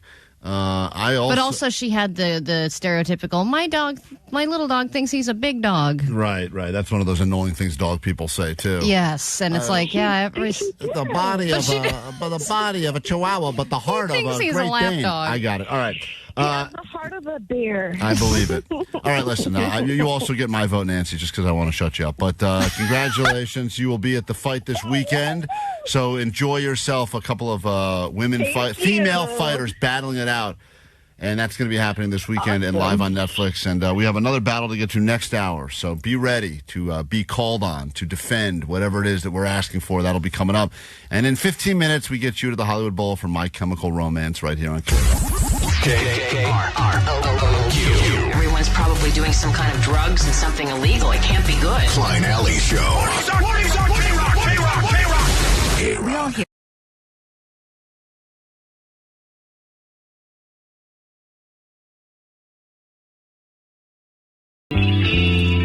For your tickets to go see My Chemical Romance at the Hollywood Bowl. It's all part of our May Chemical Romance celebration this month at K-Rock. We have those tickets for you in 5 minutes, or the second we're done with this, your ADD News on K-Rock. Grab your Adderall. It's time for ADD News. Old school news is important, but a lot of news outlets have had to downsize because people just don't watch the news like they used to. But it is live, which means anything can happen. And during a CBS Evening News report, a cameraman collapsed during the broadcast. You can't get moments like this when you get your news from TikTok. It's the off-prompter moments that will always make live news unforgettable. And this is what happened. This was the news report into, you hear a thud during the news report, and that's when the guy falls. American decline and the rise of a powerful new China. The Chinese certainly, is he okay? We're going to take a quick break. We have a medical emergency here. We're calling a doctor. You call the doctor, please. We'll be right back. Everything's fine. Everything's fine. There's no one dying right now. He's probably dead, though. We're gonna figure it out together. Because they have actual breaking news during the news, which is what you want. And then they cut away from it. I know. It's like lean into it, guys. Right. What's going on with that guy? Pan over to him. Enough with the boring China story. We've got a collapsed cameraman over here. We're live on the scene. The president of China and the president of the United States had lunch. I don't care. Right. I care about what's going on with this guy. Yeah, I want to see that camera guy, Bruce. What do you have for lunch? I don't want to have that. Yeah, that guy clearly's got a clogged artery or something. There are a few dumb things that people are Is he doing. okay? Did he survive? I don't know. I think he's dead. No one knows. They blew it. They could have had the top story. And the news loves being like exclusive, only here on CBS. Yeah. They had the exclusive. Our cameraman is fallen over. And now this is what they're playing at his funeral. And now let's go to that. What a letdown. We had a moment for real news there. Play this impactful music to cover up any bad things that are happening. They didn't even Flashing lights. They didn't even have a commercial ready to go for some guys trying to convince you now's the time to buy silver. I know. It's just, we'll be right back. Forever. And they should have at least shown the shot of the guy, them trying to prop him up. Also interesting that, you think about your job as a cameraman. I mean, oftentimes you would say you've been replaced by a tripod. Tripod could have done his job, not fallen over. Totally. But this guy, he's been at it for a bit. So Spencer Pratt has not been at it for a bit, and he's getting a lot of backlash as he continues his run for mayor of L.A. There's a few different things people are upset about. Of course, he has some pretty aggressive AI campaigns, and, people are saying that is kind of tasteless, whatever. I think now AI campaigns are like a thing. It's definitely a thing between Gavin Newsom and President Trump as well, and so I guess he's just getting in on the action there. But other people are upset because Spencer Pratt said he was living in a trailer because his house burned down in the fires. Now, a lot of people came to find out that he was staying at the Hotel Bel-Air, which is a very expensive hotel. I believe it's around $900 to $1,000 a night to stay there. So he was confronted about it. The campaign ad certainly made it seem that you were living in that trailer. It was a high point of the commercial, but you're at the Hotel Bel-Air. So kind of undo that for us. No, to be clear, that is where, excuse me, that is where I live. That's where Karen... Nope, he just collapsed. Oh, no. Play the music, quick. Mayor Bass, burned down my house. That is where I will live until I have a new house. The Airstream is a temporary facility. A hotel is a temporary facility. Where my kids are in Santa Barbara right now is a temporary housing. This is where I live This is where they burned my house down. So this semantics or the nuance of this is the consequences of their failed leadership. I don't even sleep. Okay. Wow. He's supposed to come on with us, and I don't know what's going on. We invited him to join us for a Lie Day Friday. We thought it would be good to get him on the lie detector test so he could answer some questions, primarily if he's a fan of his wife's music. And that's all we wanted to ask. That's really mostly what it's about. We don't really get too political on the show. We've been back and forth with his people. Vanessa, where are we at with the Spencer Pratt people? About Waiting him coming for a response. They responded yesterday about something, right? Yeah, and then I give them dates and times. Okay, so the idea is that listen, who knows? Why are we having him on again? Well, look, how about music? I want to ask him on the lie detector test if he likes Spidey's music. So we're not going to mention him running for the mayor or any of that nonsense? That'll probably come up at some point, I would imagine. Because we're going to get that classic. You heard him in that clip. He just does this doublespeak. And every he's politician does that, right? Don't all politicians? Right, but do the he's been doing doublespeak? this forever, ever since he was on The Hills or some BS. Just one a of class, those shows. I don't understand why we're having him on. Well, I don't think this team's gonna be able to put it together because we said we want him in for the Lie Day he'll Friday. make the rounds. He'll come on. I think he's been on K-Rock before. Right, but it really comes down to and then maybe Let's have him for high voltage. We'll have Bass call in and they can have it out. They'll battle it out for tickets to the MMA. Oh, fight that'd be this great. weekend. I love that. And then when one of them dies, we just play that music. That's right. I'm just so sick of just hearing the same thing over and over from him. Yeah, but that's message doesn't that's change. every candidate though. They just repeat I themselves agreed. over and over Agreed. and over and over and over again. All I right. just don't understand why we would have him on the show. Right. Well, there are a few dumb things that people are doing to look hotter, appear more desirable, trends for men and women, all of which are equally stupid. We'll start with balls maxing. And that would be men injecting saline into their scrotums until their testicles swell to a grapefruit size. Apparently, this is attractive, and they're buying saline drips online and putting needles in their own balls, which obviously done wrong has a lot of downsides. Is that like Scrotox? Is that the idea to No, get rid of the wrinkles? that's getting rid of the wrinkles. This is just inflating them and making them look massive. Who would want that? What is the benefit of that?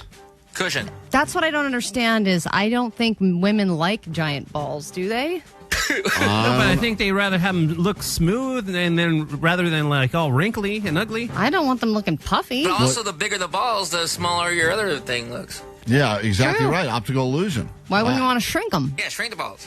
So the other thing men are doing is they're paying to get cauliflower ear to make their ear look like an MMA fighter, a seasoned MMA fighter, Why? because it makes them look like cool and gristled and Really? weathered. Yeah. Just do high school wrestling. You'll get that in a week. Yeah, people are getting surgeries for it. They then want you're saying the cauliflower look is in. Mm-hmm. It's so gross. Then the female looks maxing is even worse. People are corset maxing, which means they're wearing shrinking corsets that shrink their rib cage, and they're wearing small. Yeah, so that's coming back from That's like the always been 1500s. around, right. Peanut maxing, where you're chewing tons and tons of peanuts to strengthen your jawline. There's also a $2,500. Oh, what? Just to That have a doesn't more work, prominent does it? jawline. Only one way to find out. Yeah, you know what, Omar? I'm telling you. What the hell? I went over to the TikTok shop yesterday. I was going to try to buy Vanessa the stuff that got stolen from her. Aw. And on there, most of the stuff I saw was weird strength gum that women are chewing to try to work out their jaws. It's like it's called like muscle gum or something. Dude, fast forward 6 months, everyone's going to have TMJ. Of course. It's not good for you. Even chewing gum is not good for your jaw. Well, apparently there's and then there's some weird chin strap that people are wearing at night to try to pull their whole face up. Vanessa said people are duct taping their... They all look like they're about to rob their own houses as they go to sleep. It's crazy. And then there's also a $2,500 bra that you can buy that's supposed to help grow your boobs at least a half a cup size over time without getting surgery. How much time? I think it depends on how often you wear it. How's it work? I mean, I don't have all the details on how it works, but I think it it's supposed to increase like the collagen production, something that makes your boobs I bet big. you it's got those red lights in the bra. Probably. It's got those, something like that. Jake, Oh my God, we should get us $2,500. Can we raise it? Worth it for Jake. Check it. Force Jake to wear that every day and see how big we can make his moves. And then That's we'll also funny. do the ball inflating thing too. Caller 20. We're looking for you right now. 800-520-1067. We have tickets for you to go to the Hollywood Bowl to see My Chemical Romance. If you are the 20th caller right now at K-Rock. 106.7 KROQ-FM in HD Pasadena, Los Angeles, Orange County. The Sonic Pulse of Los Angeles. This is the world famous K-Rock. Hell yeah. Welcome to your Prequent. Welcome to your BF Thursday. Free donuts in your future. If you want to come hang out with us today, we'll be Randy's Original, Inglewood, noon until 2. We don't go down there unless it's important, although I'm concerned, Allie, because I've been a huge proponent of the original chocolate raised at Randy's. I think it's one of the finest donuts in the world. Definitely one of my favorites in Southern California. But lately, I've been kind of cheating on that donut with another Randy's donut. And this one is really hard for me to put down, and I'm concerned. You're cheating on Randy's with Randy? Yeah, because I recently had their version. They don't call it the Cronut, but it's their version of the Cronut. Oh, God. Cronuts which is are amazing. Basically it's almost like a churro. Oh. It's a churro, a croissant, and a donut all had a menage a trois. So it's cinnamony? Yes, there is a cinnamon-y to it. And I ate it, and then I couldn't stop, and then I ate another one, and then I Postmated 2 more. And I ate those as well. Are these things tiny? No, they're like the size of a regular donut, but they're all flaky and whatnot. And if you throw it in the microwave for like 30 seconds, it's like game over. It almost liquefies it to a point. And I have like no self-control, and I'm very concerned today when we go to Randy's that I'm going to lose complete control. How many do you think you could put down at one time? A dozen. Really? All right, let's go. Well, let's prove it, baby. Woo! I don't want to eat a dozen donuts. It's on me, dude. I'll pay for them. I don't want to eat a dozen of those donuts, but I could. I didn't want to eat all those hot dogs. I actually think if I heated them up, like they were all like fresh out of the microwave hot, I think I could probably eat 2 dozen. Really? I think I Those could. there are some things that are so good you don't even realize that you finished the first one, like the potato balls at Porto's. Yeah, I can eat so many of those. Yeah, I know that we're giving away specific donuts today, but I'll be inside there looking for these things. coming home with a bunch of them. I have no control. It's like the one thing. You're doing that, girl. Just get him away from me. I can't. No, I won't stop. But I won't tell anyone to get away from me. I'll just chase him. I'll be like, feed me the donuts. So You can work off one of the donuts. my kryptonite. Anyway, that'll be today, noon to 2. Original Randy, stop by. We got tickets to give you, and we'll get you to the fight as well if you want to go sit on the floor. Let me say good morning in Burbank to caller 20. Is this Eileen? Yes, it is. Hi, you are the 20th caller at K-Rock. Congratulations. You're going to go to My Chemical Romance at the Hollywood Bowl. Awesome. Thank you so much. Thank you for starting your day right here on 106.7 Klein Alley Show. And if you were just using us for those tickets, you can now get on with your day. If you are going to continue to listen, it's a good hour to lock in.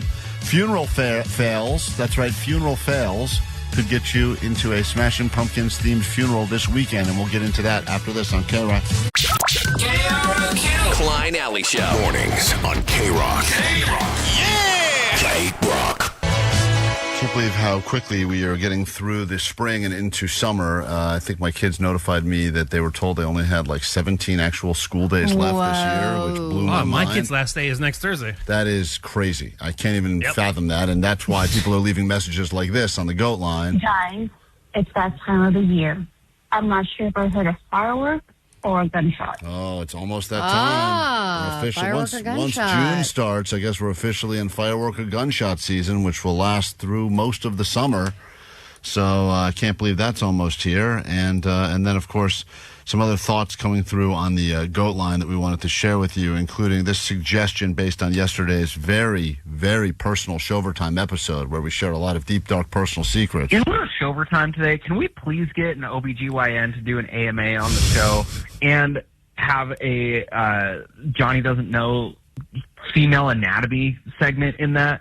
Holy Jesus, that guy's a moron. Oh, my God, he gets dumber every day. So we had a lot of discussion yesterday about how the female body works, and Johnny thought he had fallopian tubes. Yeah, I don't think he knows how the female or the male bodies work. I said that when I was like 9. I told my mom, I was like, because she asked me about babies and stuff, and I said, oh, my fallopian She asked you tubes. about babies? And I really thought I ate as like a 9-year-old, because I was like, I know fallopian tubes. I'm going to blow her mind. Right. Little did I know. Little did you know. So anyway. Little do you still know. That's right. Little I do was I 9. know. That's fine. I don't think you've learned much since then, though. That is where you peaked, I think, intelligence-wise. Based on everything that I learned yesterday in the Showtime podcast, you know less than nothing about the way anything works. And I don't know much more than you about that, clearly based on my shopping yesterday for pads. Yeah, but that's not your department. The fact that Johnny thought a vasectomy was just getting your balls chopped off. I can find pads. Yeah, you That's kept easy. Yeah, Johnny kept saying, I think he still thinks that. Johnny, what's a vasectomy? Vasectomy is when they like block your sperm from like it's like a tube thing inside of you. Well, everything goes back to the They don't cut your nuts off. Well, that's what you said yesterday. That's what you thought it was. You're 28. Yeah. So once again, we'll get to the bottom of that. People are already He's lining. turned into a pirate. People are already on the phones, ready to share with us their funeral fail stories. Funerals, like weddings, there's a lot of emotion behind a funeral, but they don't have the same amount of effort that goes into them usually because they get put together relatively quickly. You've got a decaying corpse, so you have to make movements quickly, and as a result, it's very possible that things go wrong. And if you have attended a funeral where there was something that you would consider a funeral fail. It's also a very delicate situation, so it can take a turn really easily. And sometimes the funeral fails can be funny and everyone gets that much needed comic relief that they finally get to laugh because it's been a stressful and emotional time. But we have a funeral happening, courtesy of the Smashing Pumpkins. And we would like to give you a pair to attend this on Sunday. Exclusive, top secret location. We'll tell you once you get in. They're asking that you wear all black. And it is going to be an experiential event with the Smashing Pumpkins this Sunday as we are celebrating and commemorating the life of some Smashing Pumpkins music and albums. And I would like you to win these tickets right now by sharing with us a funeral fail that you have discovered or uncovered or witnessed. And we will get to those stories after this at 800-520-1067. I don't know if this one on the text line is real, but 626 claims that they were once in a lockdown in the funeral home with their dead great-grandmother. Now, I wonder how long that lasted. I don't know what the story is there. Omar claims he saw a funeral fail involving doves, so we will get to all of that after this break, and your calls next. K-Rock. It's almost the end of the school year, the end of spring, and the start of K-Rock May Chemical Romance. Merry, merry month of May. what's going on? This is Gerard. Listen every hour from 9 to 6 for your chance to win sold-out tickets to My Chemical Romance at the Hollywood Bowl. My Chemical Romance and K-Rock. Yeah!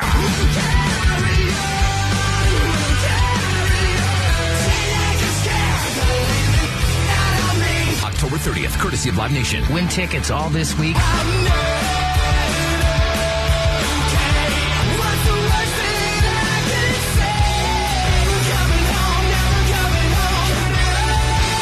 Nothing poignant to say, just holy K-Rock, May Chemical Romance. Keep listening for your chance to win. The world-famous K-Rock. KROQ.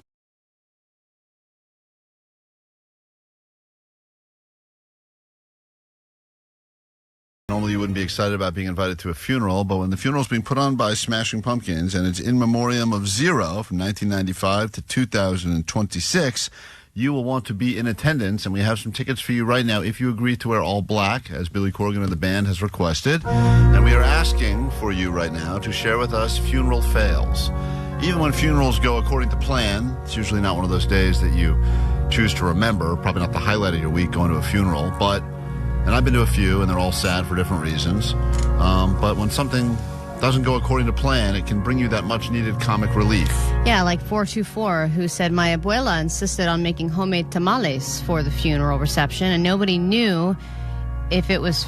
they weren't able to experience the grief because she accidentally made the salsa way too spicy, and people were crying at the reception.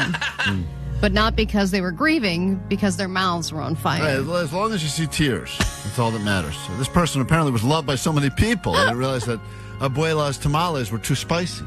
We say hi to Richard on K-Rock as we go up and down these phones and hear your funeral fail stories. One of you will get a funeral redo with the Smashing Pumpkins this Sunday. What's up, Richard? What happened to you?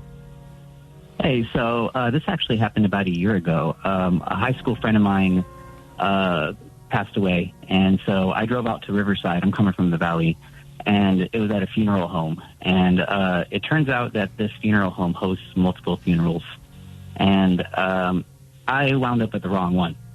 I even got up and spoke for the deceased, and I'm looking into the crowd, and I'm thinking, I don't know any of my high school friends here. They probably didn't make it. And I'm looking at a bunch of confused people who have no idea who I'm talking about. And the worst part is it was an open casket. Oh. So on the way back down, I see the deceased laying there peacefully. And I recognize, it occurs to me that I'm not the wrong one. I don't know this person. These people are wondering, who is this guy? So you gave a speech about your friend from high school at a random old person's funeral. Yeah, and it probably helped that I didn't tell any embarrassing stories because this guy was...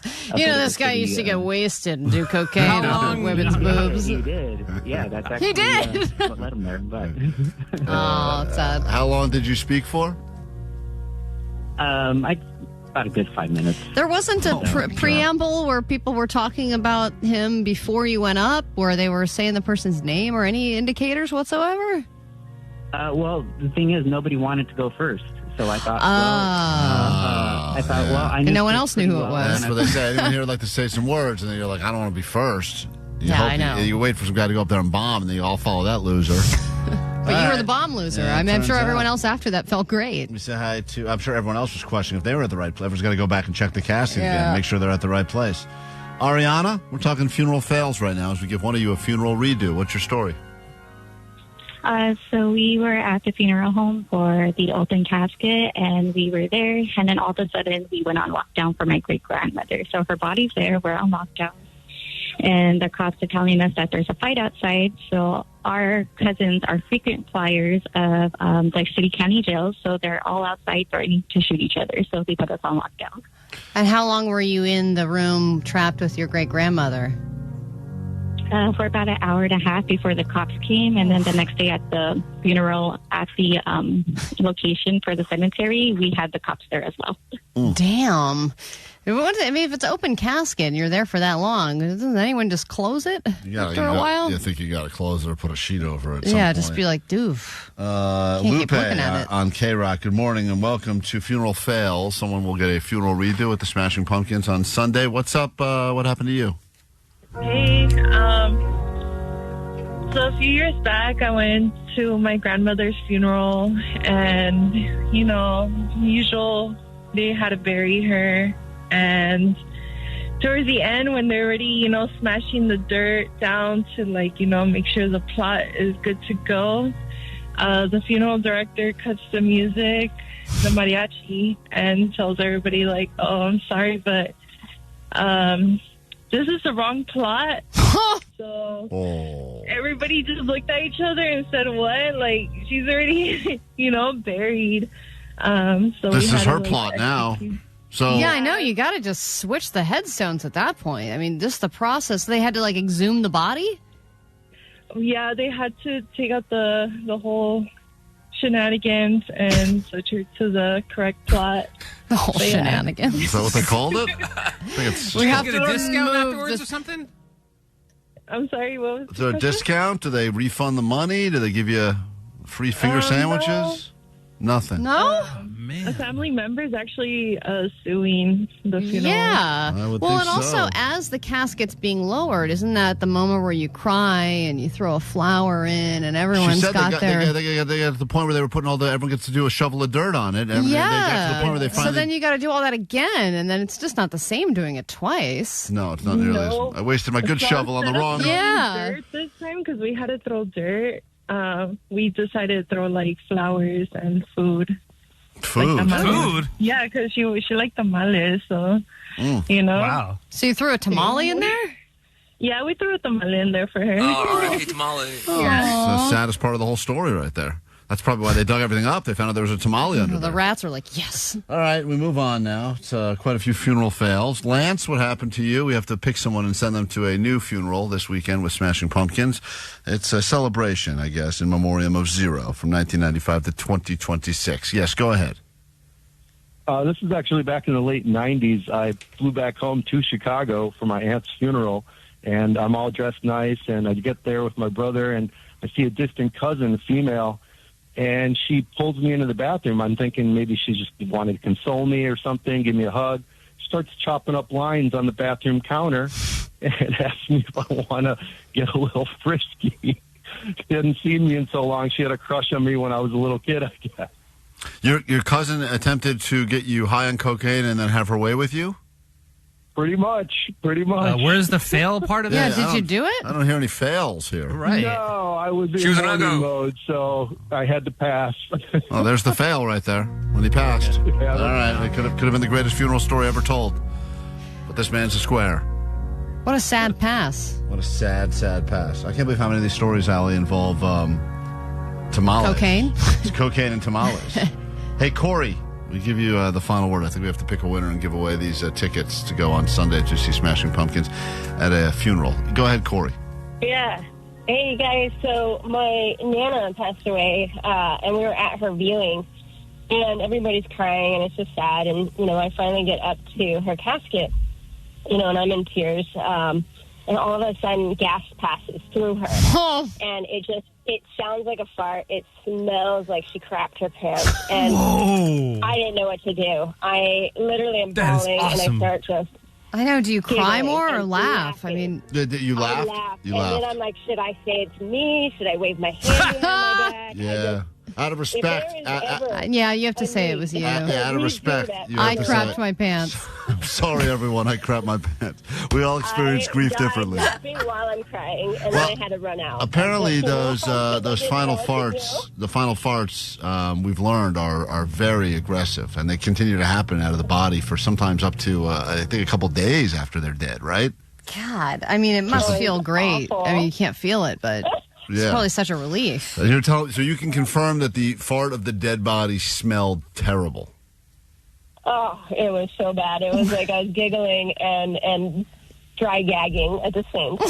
Yeah, dead farts, man. Yeah, dead farts is where it's at. 323 said they grew up above a family funeral home. When I was 7 or 8, I left my hamster cage open, and the hamster found its way downstairs and came running under the casket during a funeral. Everyone freaked out, was screaming and yelling that there were rats in the funeral home, and I got very punished that day. I'm going to give Jose and Sophie one chance quickly to get in on this because we must give away these tickets. Vanessa, you said we have a couple of pairs? We can give away 2 different pairs? Is that right? That's right. Okay, so we have great. 2 different stories can win this one. Go ahead, Jose. What happened to you? So I sing at funerals, and I've sung at many, many, many funerals. And the people that hire me always tell me the details that are important, like what time, what date, and what language to sing in. So I walked into this funeral not looking at the congregation. I sat down at the keyboard. I began Tamales, to play and tamales. to sing. Oh, no, what a disaster. What a fail. Not a funeral-appropriate song. What did you end up doing? I continued to sing the songs, and when I looked up finally and saw the faces of the people looking at me like, what are you doing? I realized that I had been misinformed, and I tried to fix it, and that did not work. How do you either. try and fix it? You're singing in a different language. Yeah. Well, all of my music was in a different language. Oh, man, that's a bummer. Well, you can just tell people they were grieving, and they Is it a didn't. bummer because we don't understand the story? That's what I think. He's telling the story in a different language too. Hey, Sophie on K-Rock, we give you the final word. Funeral fails. What happened? Hello? Hi, Sophie. Yes. Hi, my name's actually Chelsea. Great. Awesome. Great. Wonderful. Continue. It's just called segment fails. I'm Chelsea. Okay, so my grandma's funeral when I was a little kid, the director pronounced my aunt's name wrong. Her last name is Arianis, but he said Harry Anus. That's hilarious. My mom and her sisters, like aunts, like they were already crying, but now they're like laughing. So and I was little at the time, but they tell me now. And they brought her up, and they said, now to speak about the deceased, we have Aunt Harry Anus. Basically, yeah. And so they were crying and laughing like with a... It's a great... It made it funny, but they're just tears of all kinds. All right. Well, we've heard a lot of different funeral fails, Allie. I mean, I think we can all agree. I mean, wrong plot. Wrong is plot? crazy to me. Wrong eulogy. Wrong eulogy's bad, but also crapping the dead person crapping their pants. Sounds the funniest. Yeah, corpse farting. Corpse farting's got to get in. That would be Corey. Hey, Corey, you took credit for your dead Nana's fart years ago at a funeral, and as a result, now you'll be at another funeral this weekend with the Smashing Pumpkins, okay? Yes, thank you. So, congratulations on that. Allie, we have one more pair of tickets to give.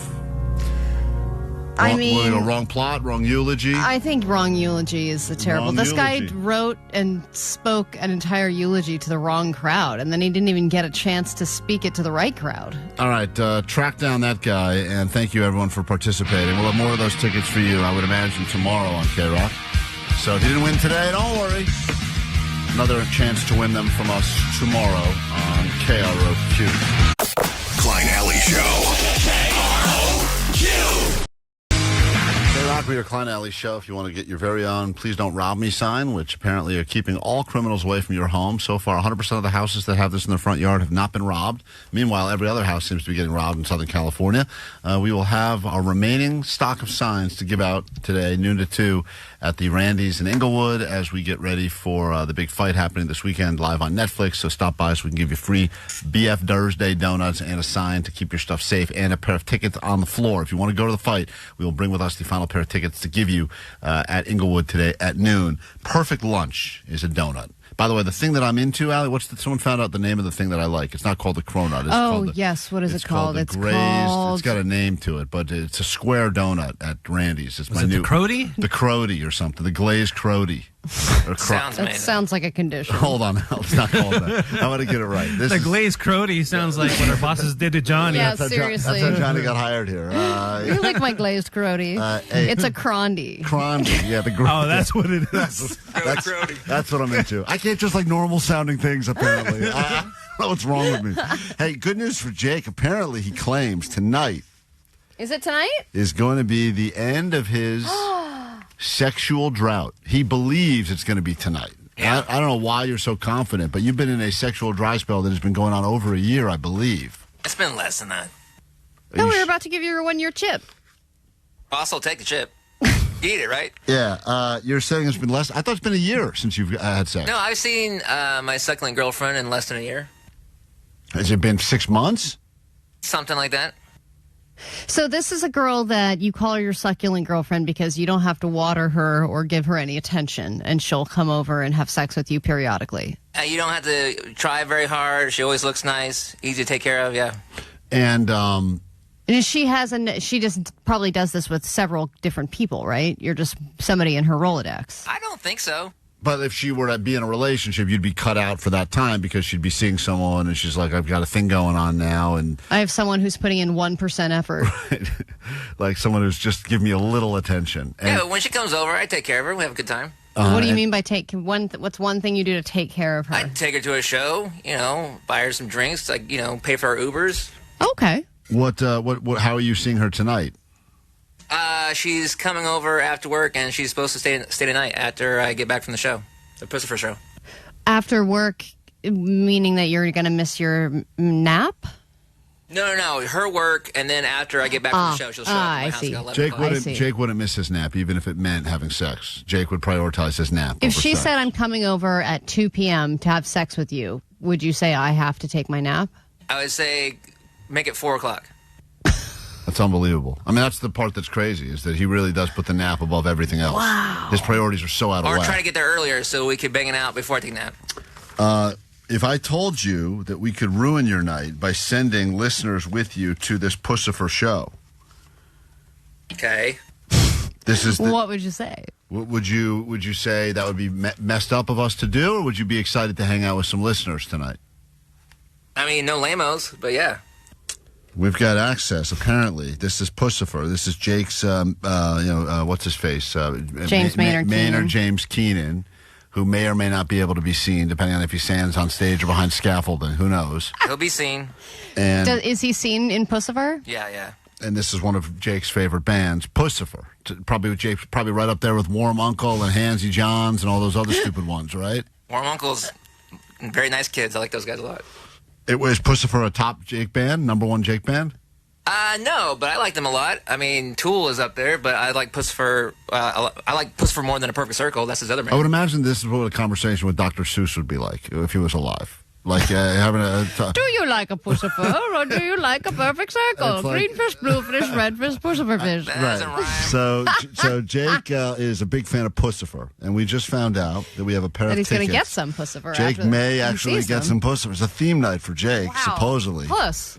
But we'd love to send you, if you'd like to experience what it's like to be around Jake.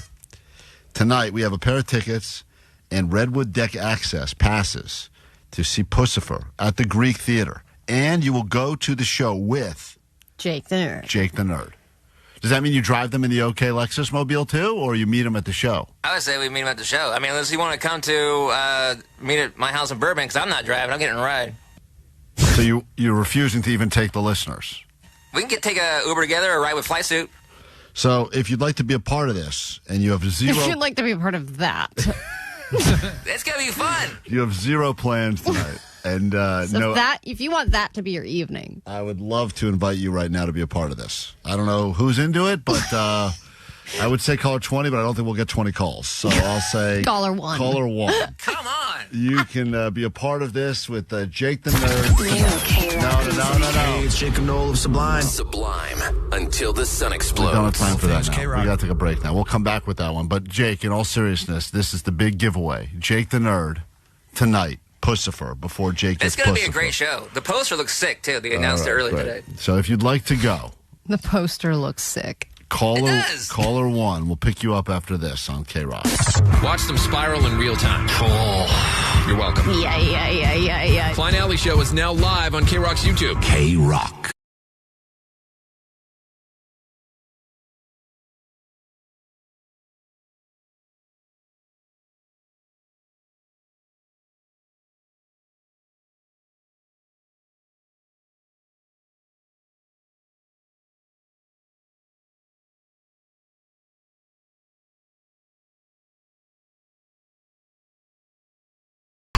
All right, you're caller 1. Who's this? Hi, good morning.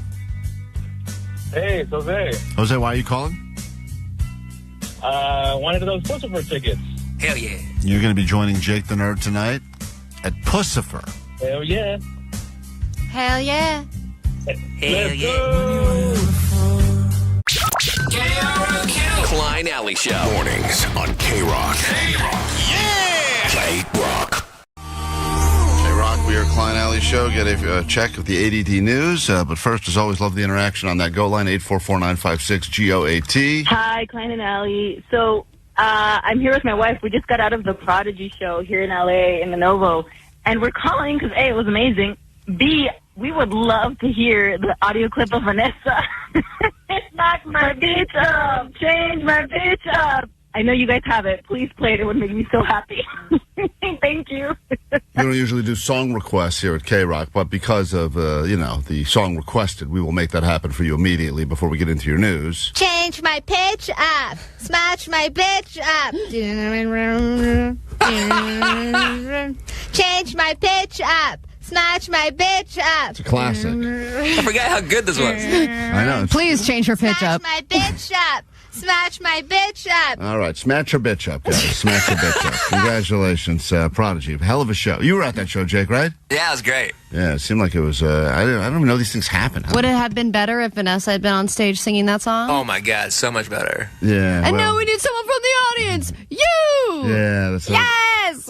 Smash my bitch up. Yay. Let's get into this your news. Grab your Adderall. It's time for A.D.D News. A bunch of announcements in the world of sports happened yesterday, both for football and for football. We will start with football because for the first time ever, they are doing a World Cup halftime show. It is the first World Cup halftime show, and it will be Shakira, Madonna, and BTS. That covers pretty much every fan. There's something for everybody. You missed me. Yeah, I guess you don't care about any of these, do you? You missed me completely, but I do think that the entire thing. If they'd done like Snoop, that would have covered everything. Right. Usually that's when we don't have an answer, just do Snoop. Fill the gap with Snoop. Madonna, by the way, nowadays.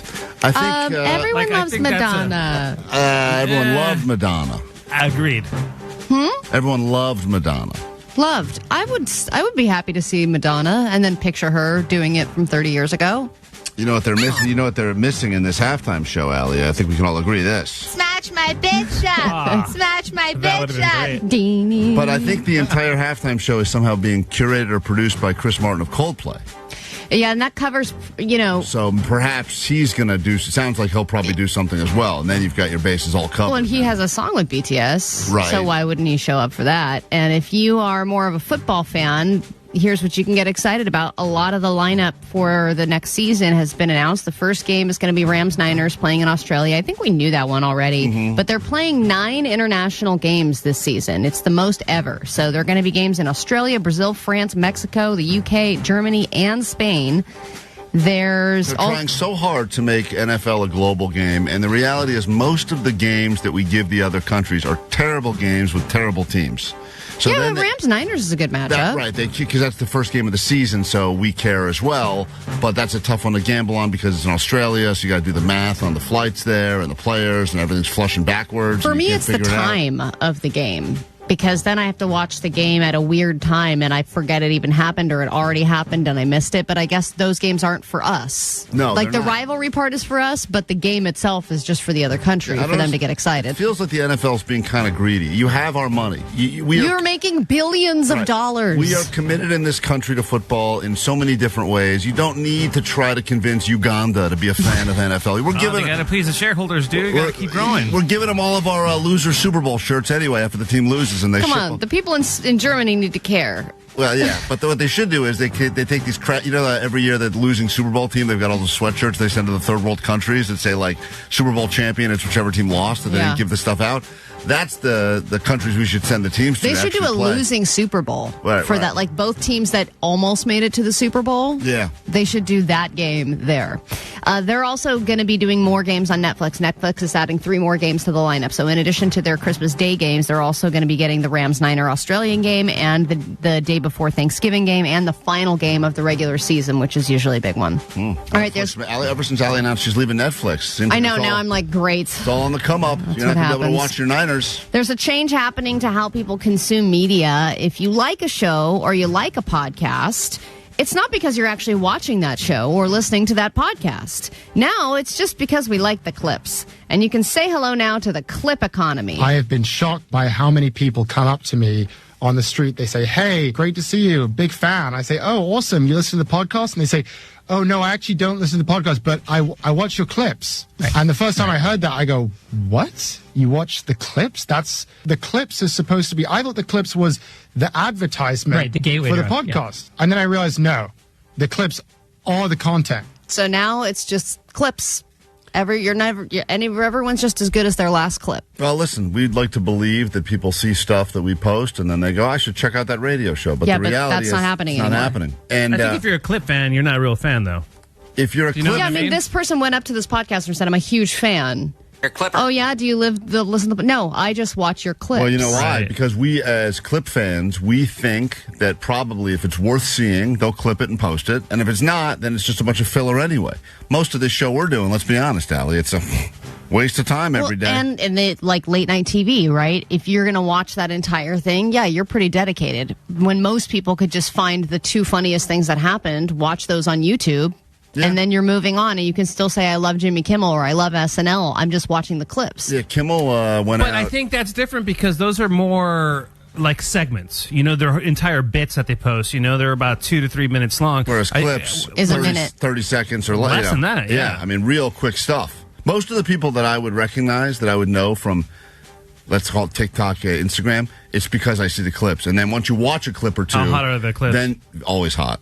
They're always models. Send me some. But the reality is, once you watch a clip or two, then you're in the algorithm as, "Oh, this person likes the clips," and then they just give you more of the clips. Well, yeah, like Good Hang with Amy Poehler. I've always been like, I should listen to that podcast. I think I would enjoy it, and I've seen a ton of clips. Never watched. I've never watched it once. Never thought about it. No. Take that, Amy Poehler. You're not in my feed.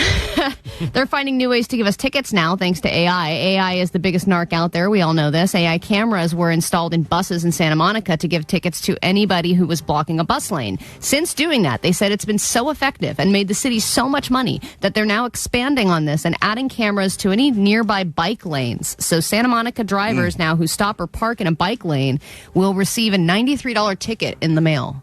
It's so frustrating and annoying because the buses are big, but they take up. They have a big area that they say bus only. They seem to still be able to take up way more room. Right. They don't need all that room, and we need the spots. Not enough spots for parking in this whole place. Yeah, like buses, you're just going to stop wherever you want. I understand this. All of LA is basically turned into a Trader Joe's parking lot, which, as you know, are the worst parking lots on the planet. Those lines are so small. It's just not enough parking. We get into a brand new hour of the show, and perhaps the very greatest hour of your life, and we do that next on KROQ. Good morning. It's Klein Alley Show. 106.7 KROQ FM in HD Pasadena, Los Angeles, Orange County. The Sonic Pulse of Los Angeles. This is the world famous K-Rock. All right, take that word of the day calendar and throw it right off your desk and look at our calendars at K-Rock because we're officially in the month of May Chemical Romance, which means color 20 right now. We have tickets for you at the Bowl, sold-out show in October. You and My Chemical Romance at the Hollywood Bowl. Get in right now by being the 20th caller at 800-520-1067.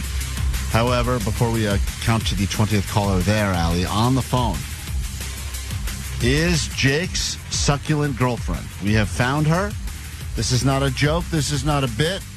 This is the woman that is going to be spending the night with Jake the Nerd tonight. Is that true?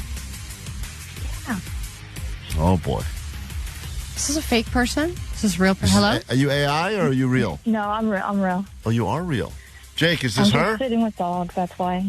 That's her. How long have you known Jake? Probably like 6 months now. 6 months? Maybe longer. Well, I listen to you guys all the time, but like the start. I don't even know. Oh, Jake, you met her. You met her through the show. I think she knows me through the show, but she messaged me directly on Instagram.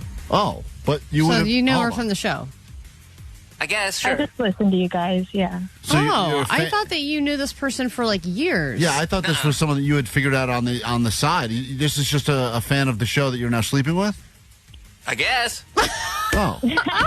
All right, well, welcome. Changes everything. I didn't realize that. So you wouldn't have ever slept with Jake if it was not for the show. Is that what you're saying? No, I like Jake. I just, you guys, he's on the show, so that's how I met him, I guess. I don't know. Mm-hmm. Okay, what do you like about Jake? I like the way he smells, and I like his clothes, like everything he wears. Ooh. I like This can't his be jacket. real. This can't be a real call. It's real. What you're saying is all real stuff right now. You like the way he I smells? really like the way he smells because, like, I like to take his clothes home with me if I can, and then, like, To keep out the for 2 burglars? days. Huh? Where are you? I'm at work. I work by airport with. Oh, yeah, we could tell. Oh, okay. Loud and clear. All Yeah, right, sorry. well, so you are going to spend the night at Jake's house tonight. That's a legitimate... Next 2 nights. That's the next 2 nights you're spending there. That's true? Oh, finally, yeah. And if Jake wanted to take this to the next level, would you do it? Yeah, totally. So is this something that you're kind of just waiting for? Yeah. Yeah. Patiently. Does it bother you that Jake refers to you as his succulent girlfriend because similar to a succulent, you need no attention, no water, and you just sit there looking pretty? It's not what I call I it. guess that's a compliment. Yeah. All right. Would you like him to make even just a little bit of effort? All the time. What's the last thing Jake did that showed effort? I think he bought me a shirt. He sent me a picture of a shirt, and He sent you a picture of a shirt? That's effort, all right. Yeah. Yeah. He's a real modern-day Casanova, that Jake. Jeez, Lord. He is. Yeah. Jake, what'd you do? Bought her a necklace? You did? Oh, I got 2 necklaces from him. Like real jewelry necklaces or like Yeah, beads? like really pretty pearl rock necklace? necklaces. Jake, No. what did you buy her? I bought her a necklace with like an opal pendant on it. Wow. That's cool. All right, I guess there's something That's going on serious, here. I didn't okay. realize. You guys are going steady or something. All right, well, very nice to meet you. 415 thinks that Jake should stop sleeping with listeners because every time he does, we lose them. It's true. Every listener you've ever slept with, we've lost. They don't listen to the show That anymore. was just one other. So far, I'm 1 for 2. We're doing good on this Do you one. promise when you sour on Jake, you will continue to listen to the show? Oh yeah, show. But I like Jake too a lot. All right. Well, something's up with her. She's got terrible taste. She's a nice lady. That's true, though, Jake. There's somebody for everybody. There's someone out there that loves Jake's smell, and it's this lady. The 20th caller puts us in Santa Ana. We say good morning to 714. Oh, my This God. is Natalie. Good morning. Yes.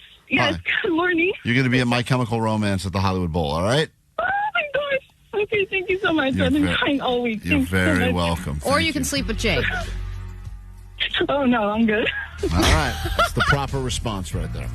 Enjoy yourself some My Chemical Romance. Those tickets will be every hour starting now, all day, straight up through 6 p.m. In a moment, Vanessa, we have an opportunity for you that could change your life and the life of any listener. You guys got to hear about this. We'll talk about it next, K-Rock. World famous K-Rock. Klein Alley Show. Klein Alley Show. K-Rock. We almost that time, Allie. Vuvuzuela time. Get out your vuvuzuelas. The official instrument of the World Cup, I think. People love these things. Sounds like a bunch of bees. I know. They are one of Yeah, get out of here. the most annoying noises in the world, but Go. football fans love them. We had an interesting proposition, an email that came through to our email here at work. And Vanessa, this was, I think, targeted at you, but I actually think a lot of our listeners could take advantage of this if you're a fan of watching football and you plan on watching any of these World Cup games that are happening. But someone reached out to us by the name of Justine. And at first I thought this was a spam email, but then I looked into it, and it appears that she is legitimate. And she reached out and said, "Hi, Klein and Alley Show. First off, let me just say, huge fan of the show, Sweet Dibbits, etc. I'm casting, listen to this, I am casting the after show for the World Cup. And was listening to the other day, and I heard Vanessa talk about what a fan she is of the Colombian team. We're casting fans from all 48 participating countries who live in L.A., are U.S. residents, and will be watching the World Cup games. We're going to be in L.A. while the World Cup's happening. Was wondering if Vanessa would be interested in being the fan representing Colombia. Of course, she would be the best fan representative. I'm also looking for fans from Spain and Senegal, Australia, Saudi Arabia, Paraguay, Allie. Paraguay. And maybe Allie would be good for that one. I am a Paraguay. She sure is. And my wife and I were a pair of gays. So, yeah, you guys could do it together, I guess. But listen, this is what's interesting. So, Vanessa, she's asking, just as someone who listens to the show, she knows what a huge diehard fan you are. I mean, Omar plays those clips of you watching soccer where you sound like you're having an orgasm. I mean, this is how aggressive it is when she's yelling at the TV. Oh, it's so entertaining, and I would love to see it on camera. This is just the audio of it. No, ¿qué pasó ahí? That's not what the orgasm one sounds like, but that's just the one. That's the one. I mean, that was just during a commercial. I would turn into that after show. Tune in. Soccer and spiders. That's all I would watch. So this woman says, oh, she's on the phone now. Hold on. This is just Oh my God. Is that the spider? That was the spider. That if you get selected to be the fan in this show, you will get paid money. Paid money. You will get to talk to the celebrity host, and you get food and drink, and there's alcohol and snacks. Whoa, alcohol. And you get to watch the whole.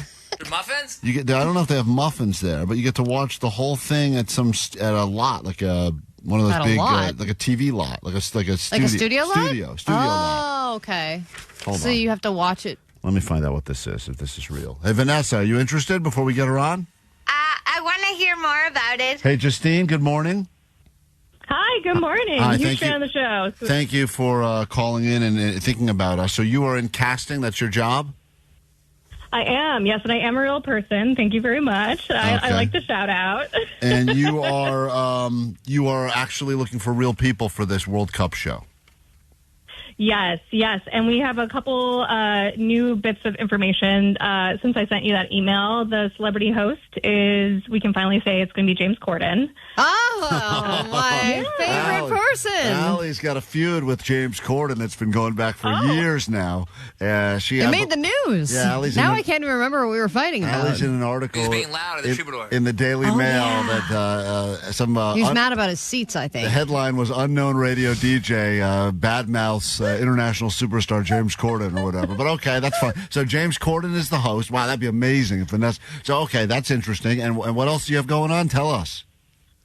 So it's going to be on the Fox lot, and yes, there's a viewing area that's set up prior to the games too. So we're looking for fans to represent their team for each one of the days that their team plays, and we have a couple of teams that have been a little bit harder to find fans for. If you're cool with me listing out some of those, sure. You mentioned some of them, but yes, Curacao, Paraguay, Cabo Verde, Ivory Coast, Iraq, Jordan, Czechia, Saudi Arabia are just a couple of them.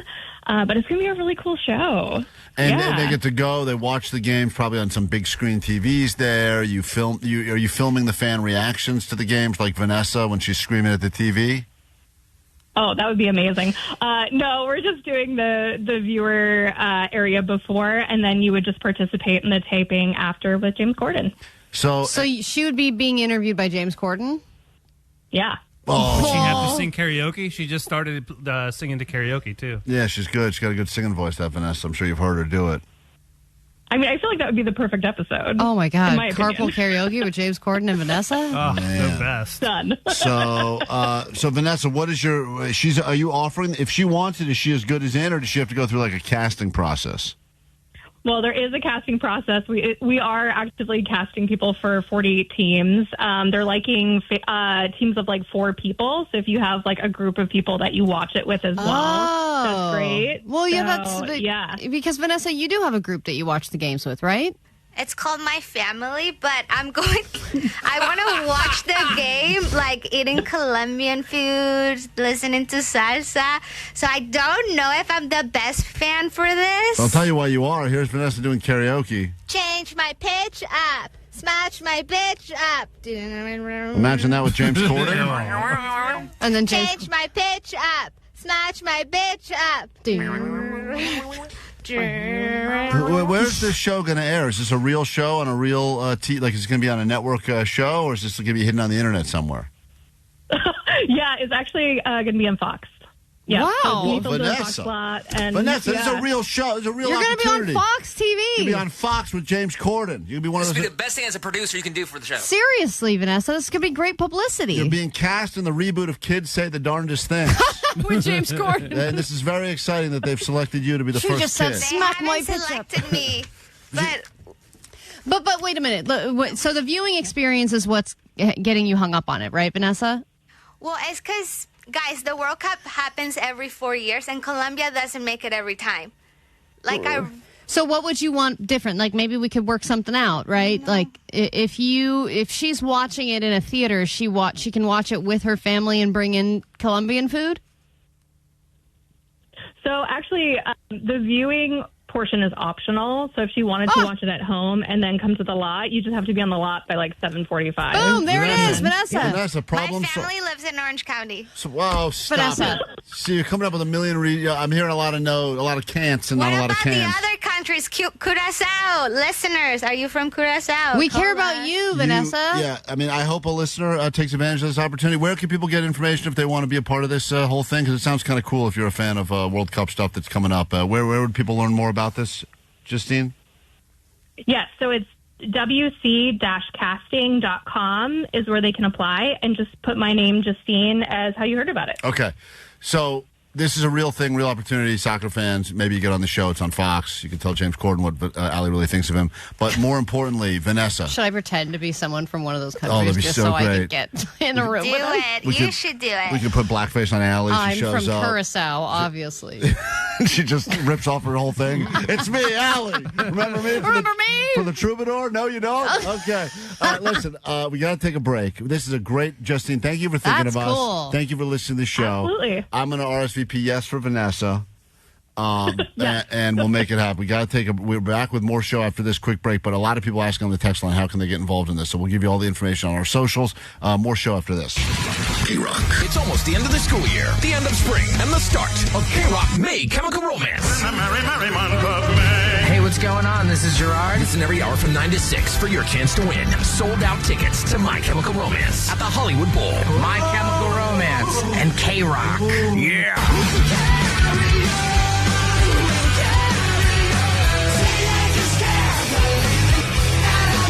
October 30th, courtesy of Live Nation. Win tickets all this week. Nothing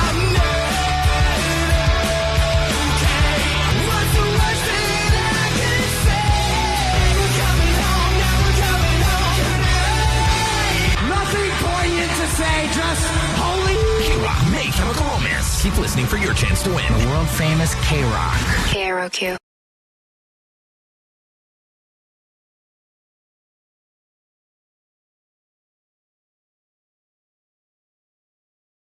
You know, we've talked about before this concept that your body seems to adjust to things. The things that used to work for you don't work anymore. Like you used to be able to have a cup of coffee, and that would give you a certain amount of energy, and you'd be fine for a few hours. Then all of a sudden it became 2 cups, then 3 cups. Then at some point you just go, I need crack. I don't think coffee works anymore. I need crack. I need to go from coffee to crack. Well, I think the gateway is Celsius. Celsius. And then crack. And then crack. Or crack and then Celsius, actually, I believe is the way it works. But regardless, it's all these things, talk about, like, wore the same deodorant your whole life. Then all of a sudden your body figured out a way around it. Now you're like sweating right through. You're like, I can't figure it out. Put on deodorant. I've completely pitted out now. Yeah. And or apparently, like allergy medication. All of a sudden just doesn't work. Doesn't work. Your body's figured out a way to work around it. And the sleep stuff now that everyone is trying to do to figure out how to sleep properly, it's maybe all a waste of our time and money, because apparently there's only one thing we should be focused on, and it's none of the things that we've been doing. It is the sleep sweet spot. It is the amount of sleep that you are getting every single night. It doesn't matter when you fall asleep, when you wake up. It just matters the length of sleep, because if you're not sleeping enough or you're sleeping too much, you'll die sooner. There's no such thing as too much. No, there is. No one's That's had what too this much. is all saying. This whole study that they're doing is that if you have a short sleep, you have a 50% higher hazard of death. And if you're a long sleeper, you have a 40% higher hazard of death. So everyone's got to be in the sweet spot. You have to be in the sweet spot. So what do you think the sweet spot is? I thought they said it's got to be 7 hours. Debunking the myth that 8 hours is the right amount. Oh, so it's not 8 hours. Because that's what you always It's a range. Used to hear it had to be something like, if you're not getting your 7 to 8 hours of sleep, but then also they also say there's certain sleep that doesn't count. You're like, yeah, you got good sleep, but you didn't get any REM sleep, so it was a waste of time. You got Well, I nothing. can't control what my sleep is doing. That's how I feel. I don't know. Sometimes it's deep, sometimes it's REM, sometimes it's a whole lot of nothing. That's right. Sometimes you're just constantly tossing, turning, and sweaty all night. You can't help that. I don't even know what that sleep's called, but it's a lot of pressure. I think it's all the conversations and the talk about it. It's putting everyone into a complete freak out. Yeah. All you need to do is just get in bed and eat a sandwich. Well, being full, I think when you fall asleep, always helps you sleep better. I mean, it gives me nightmares. Being full? Every single time I eat late and I go to sleep, I will have a nightmare, guaranteed. About what? About food or just about what? Just about any kind of random things. Sometimes my kids are getting kidnapped. Sometimes people are breaking into the house. Yeah, just random stuff. That happens to me too, but except I drink apple juice before bed, and I'll have like a big boy. Yeah, terrible nightmares. Literally what my child does. Yeah, Johnny. But I scientifically proved it, though. I did research and I tested it 3 nights, and I was like, You scientifically proved it by doing it 3 nights? Because I had to test it. I was like, all right, let me try it this night. And then I had a nightmare. Then I didn't do it the next night. No nightmare. Then I did it again. Nightmare. So that means in your opinion, that means you've scientifically proved it? I had a hypothesis. I put the pen to the paper, and then bada bing, nightmare. Okay. That's how science works, guys. Now you know. Well, that debunked everything that I'm about to share with you. Listen, I know that this is going to be one of those frustrating windows because it's going to say anywhere, depending on what age you are, the type of sleep. Oh, it doesn't matter. It says the ideal range can vary based on sex, but this is the 7 hours and 45 minutes. You're not wrong. So it's roughly 6.4 to 7.8 hours. That's the range. So 8 hours is too much. 8 hours is too much. By 20 minutes, though. By 20 minutes. Yeah, it's killing you by 20 minutes every day. Dude, my wife sleeps so much. But She'll sleep for 9 hours and then be like, I didn't sleep well. Probably 'cause I you were need to telling a take a story. nap. Shut up. Probably because put her to sleep. Put her right to No, sleep. it didn't put her to not a good restful sleep. Yeah. Allie's telling stories. Allie's telling a story. I got to get to sleep immediately. She's still telling it. Shut up. Back to sleep. All right, fine. So you think the number we're supposed to all be at is between 6.4 and 7.8. So That is the sleep sweet spot. So it's gone down. I mean, if you think about it, it's gone down. We need less sleep now. If I got 6.4 hours of sleep, I would not be. That's less than 6.5 hours. What's the 0.4? 40 minutes? No, that would be. I mean, almost 30 minutes, right? Because 6.5 would be 6.5 hours. I can't even possibly figure that out. Oh. But so I got enough sleep last night, even though I don't think I did.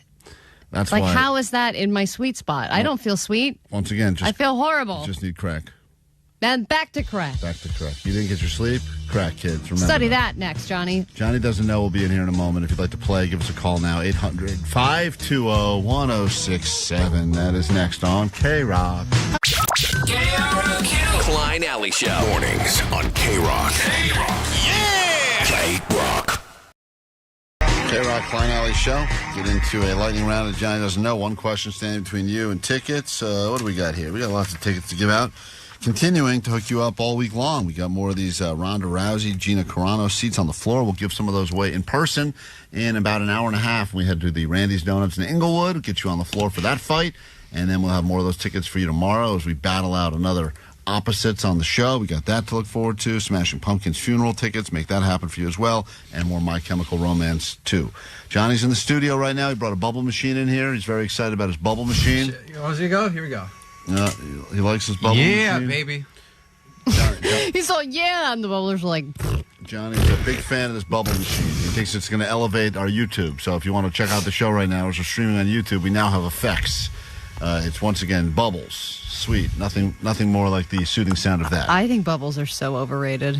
Yeah. You are a hater. You do not like life or happiness or simple childish joy. Bubbles are cool for a minute. And then the maintenance of those bubble machines is the most annoying part of all of it. You buy that just for that little bit we just did, or no? Well, I was at Target, and it was only $5, and I was like, dude, that's perfect. This is why your generation is screwed. The minute that thing gets knocked over, it's the worst situation. Nothing in it. There's nothing in it. Well, there is stuff in it. There's bubble solution in it. How do you think it makes the bubbles, look Johnny? It's translucent. You can't see. There's nothing in it. Okay. Look at it. Let's get into a round of Johnny Doesn't Know now. This is going to be infuriating. And, hit the bubbles. There's bubble solution in it, Johnny. You can see it. Okay, Jake, I got you. Here we go. No, hit the bubbles. We're saying, how do you think the bubbles are coming out of there if there's nothing in it? Oh, the soap inside of it. So there is. Johnny is now a buffoon. Buffoon. Thank you, Vanessa. You're just saying what we're all thinking. I dub you, buffoon. You are a buffoon. Let's get to it. It's time for Johnny Doesn't Know. Johnny Doesn't Know. And I was like, okay. Oh, Johnny Doesn't Know. I didn't know Vegas was like in Nevada for like a while. Johnny Doesn't Know. Johnny Doesn't Know. Gelato sounds like Jello. Johnny Doesn't Know. It like goes.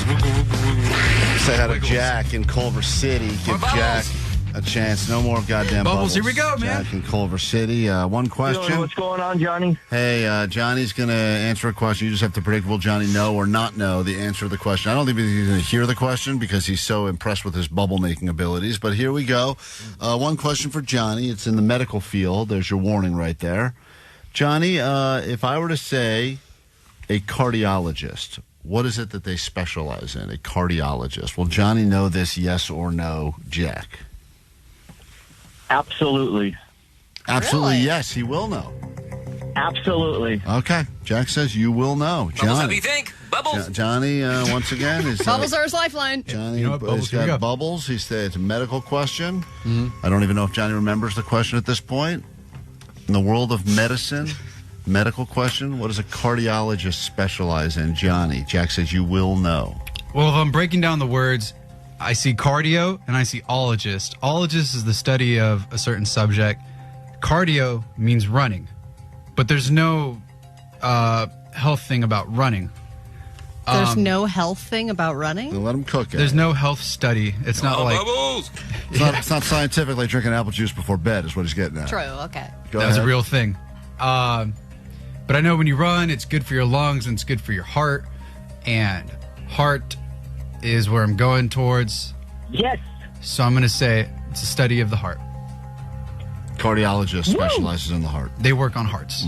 And telling by his chants and cheers, I think I'm correct. Right. Well, you're very good at putting stuff together. Judging by him saying yes, I Right. think I might be on the right track. Jack, Johnny got there. Congratulations. Power of bubbles. Bubble, baby. Johnny, do you know what, just out of curiosity, it doesn't matter, Jack already won, but do you know what a podiatrist specializes in? The foot one. Oh, you do, so you do know a few. Because my Good uncles job. get the gout. What about a gastroenterologist? That's something about farts or something like that. No, he's right. He's not wrong. It affects the stomach in some way. He's not probably. wrong. Something about farts. Fart doc. Come back. Takeaways from today's show is next on KROQ. Klein Alley Show. Mornings on K-Rock. K-Rock. Yeah! K-Rock. KROQ for your Klein Alley Show, at least for now. We're going to get the hell out of here, and then you get some Sluggo in your ears, and Sluggo's got more of those My Chem tickets for you, and starting in about 15 minutes, every hour, all day long. Straight up through 6 p.m., get you to the Hollywood Bowl. So thanks for spending some of your day with K-Rock. You can listen on the radio as the good Lord intended, or stream us. I'm sure we're on KROQ.com, or download the podcast that goes with this show. Wherever you get your podcast, just search Klein Alley Show. Do some takeaways from today. Then we get the hell out of here and make our way to Randy's Donuts. We'd love to give you your very own BF Thursday donut. We get you ready for the big fight happening between Ronda Rousey and Gina Carano live Saturday, 6 p.m. only on Netflix. Free donuts for everyone who shows up. Plus, we'll give away some tickets to that fight as well on the floor. And let's see if I can put down 2 dozen of my favorite Crondone donut, or whatever they're called. Crondone? I forget the name of it, but it's delicious. Whatever. Crondy. The Crondy. Love that Crondone. Love that glazed Crondy. Takeaways from today's show. What do we got? 774, my takeaway is cat scratch AIDS is killing babies. Yeah, we did learn about that on the show today. I'm not exactly sure when we learned about it, but you should listen to the podcast if you missed that. 774, Johnny got the glazed Crondy. Sure did. 714, Jake is finally getting some pussifer tonight, 2 times over. Nice. 818, Allie and her wife are a pair of gays. 818, Blind Charlie is Klein's new unofficial barber/urologist. 650, casket tamales are the best way to pay your respects. And 503, my takeaway is when you exhume a body, you're really just shenanigans. Shenanigans. Great takeaway from Bob, our UFO expert, who said this. Bang. Shot in the face. Gone. That's right. That was literally my takeaway. That was such a great takeaway. Bang. Shot in the face. Gone. Discover anti-gravity, bam, shot in the face. He's the best. Gone. He's in Germany right now at a UFO convention. That's how much he knows about stuff that's happening up above us as we speak. Let's say hi to Vanessa. You got a takeaway? Yeah, kind of taken, but tamales are good for Christmas and funerals. That's a good takeaway. But Johnny, takeaway? Allie and Johnny are from Paraguay. That's right. Now Johnny's in the mix. He has accepted the fact that he is gay. Okay. Hey, you you are know. a gay one. Jake, you got a takeaway? Yeah, R.I.P. Aunt Harry Anus. That's a good one. That's a strong takeaway from today's show. Omar, takeaway? Funerals are all about tamales and cocaine. All right. Have a good day. We'll do it tomorrow. Try to do it better. If you want to come on out and meet us in Inglewood, we'll be there in a little bit. And See you, Pussifer. that'll do it. No one's going to see it, Pussifer, dude. Hell yeah, dude. What a way to go out. Let's just play the thing. Play the jingle and get out of here. Pussifer. Stick around. Slug us next. Climbing alley, it's just okay. Do-do-do. Klein and Alley, it's just okay. Oh. Klein and Alley, it's just okay. Just okay. Do-do-do. Alley Show mornings.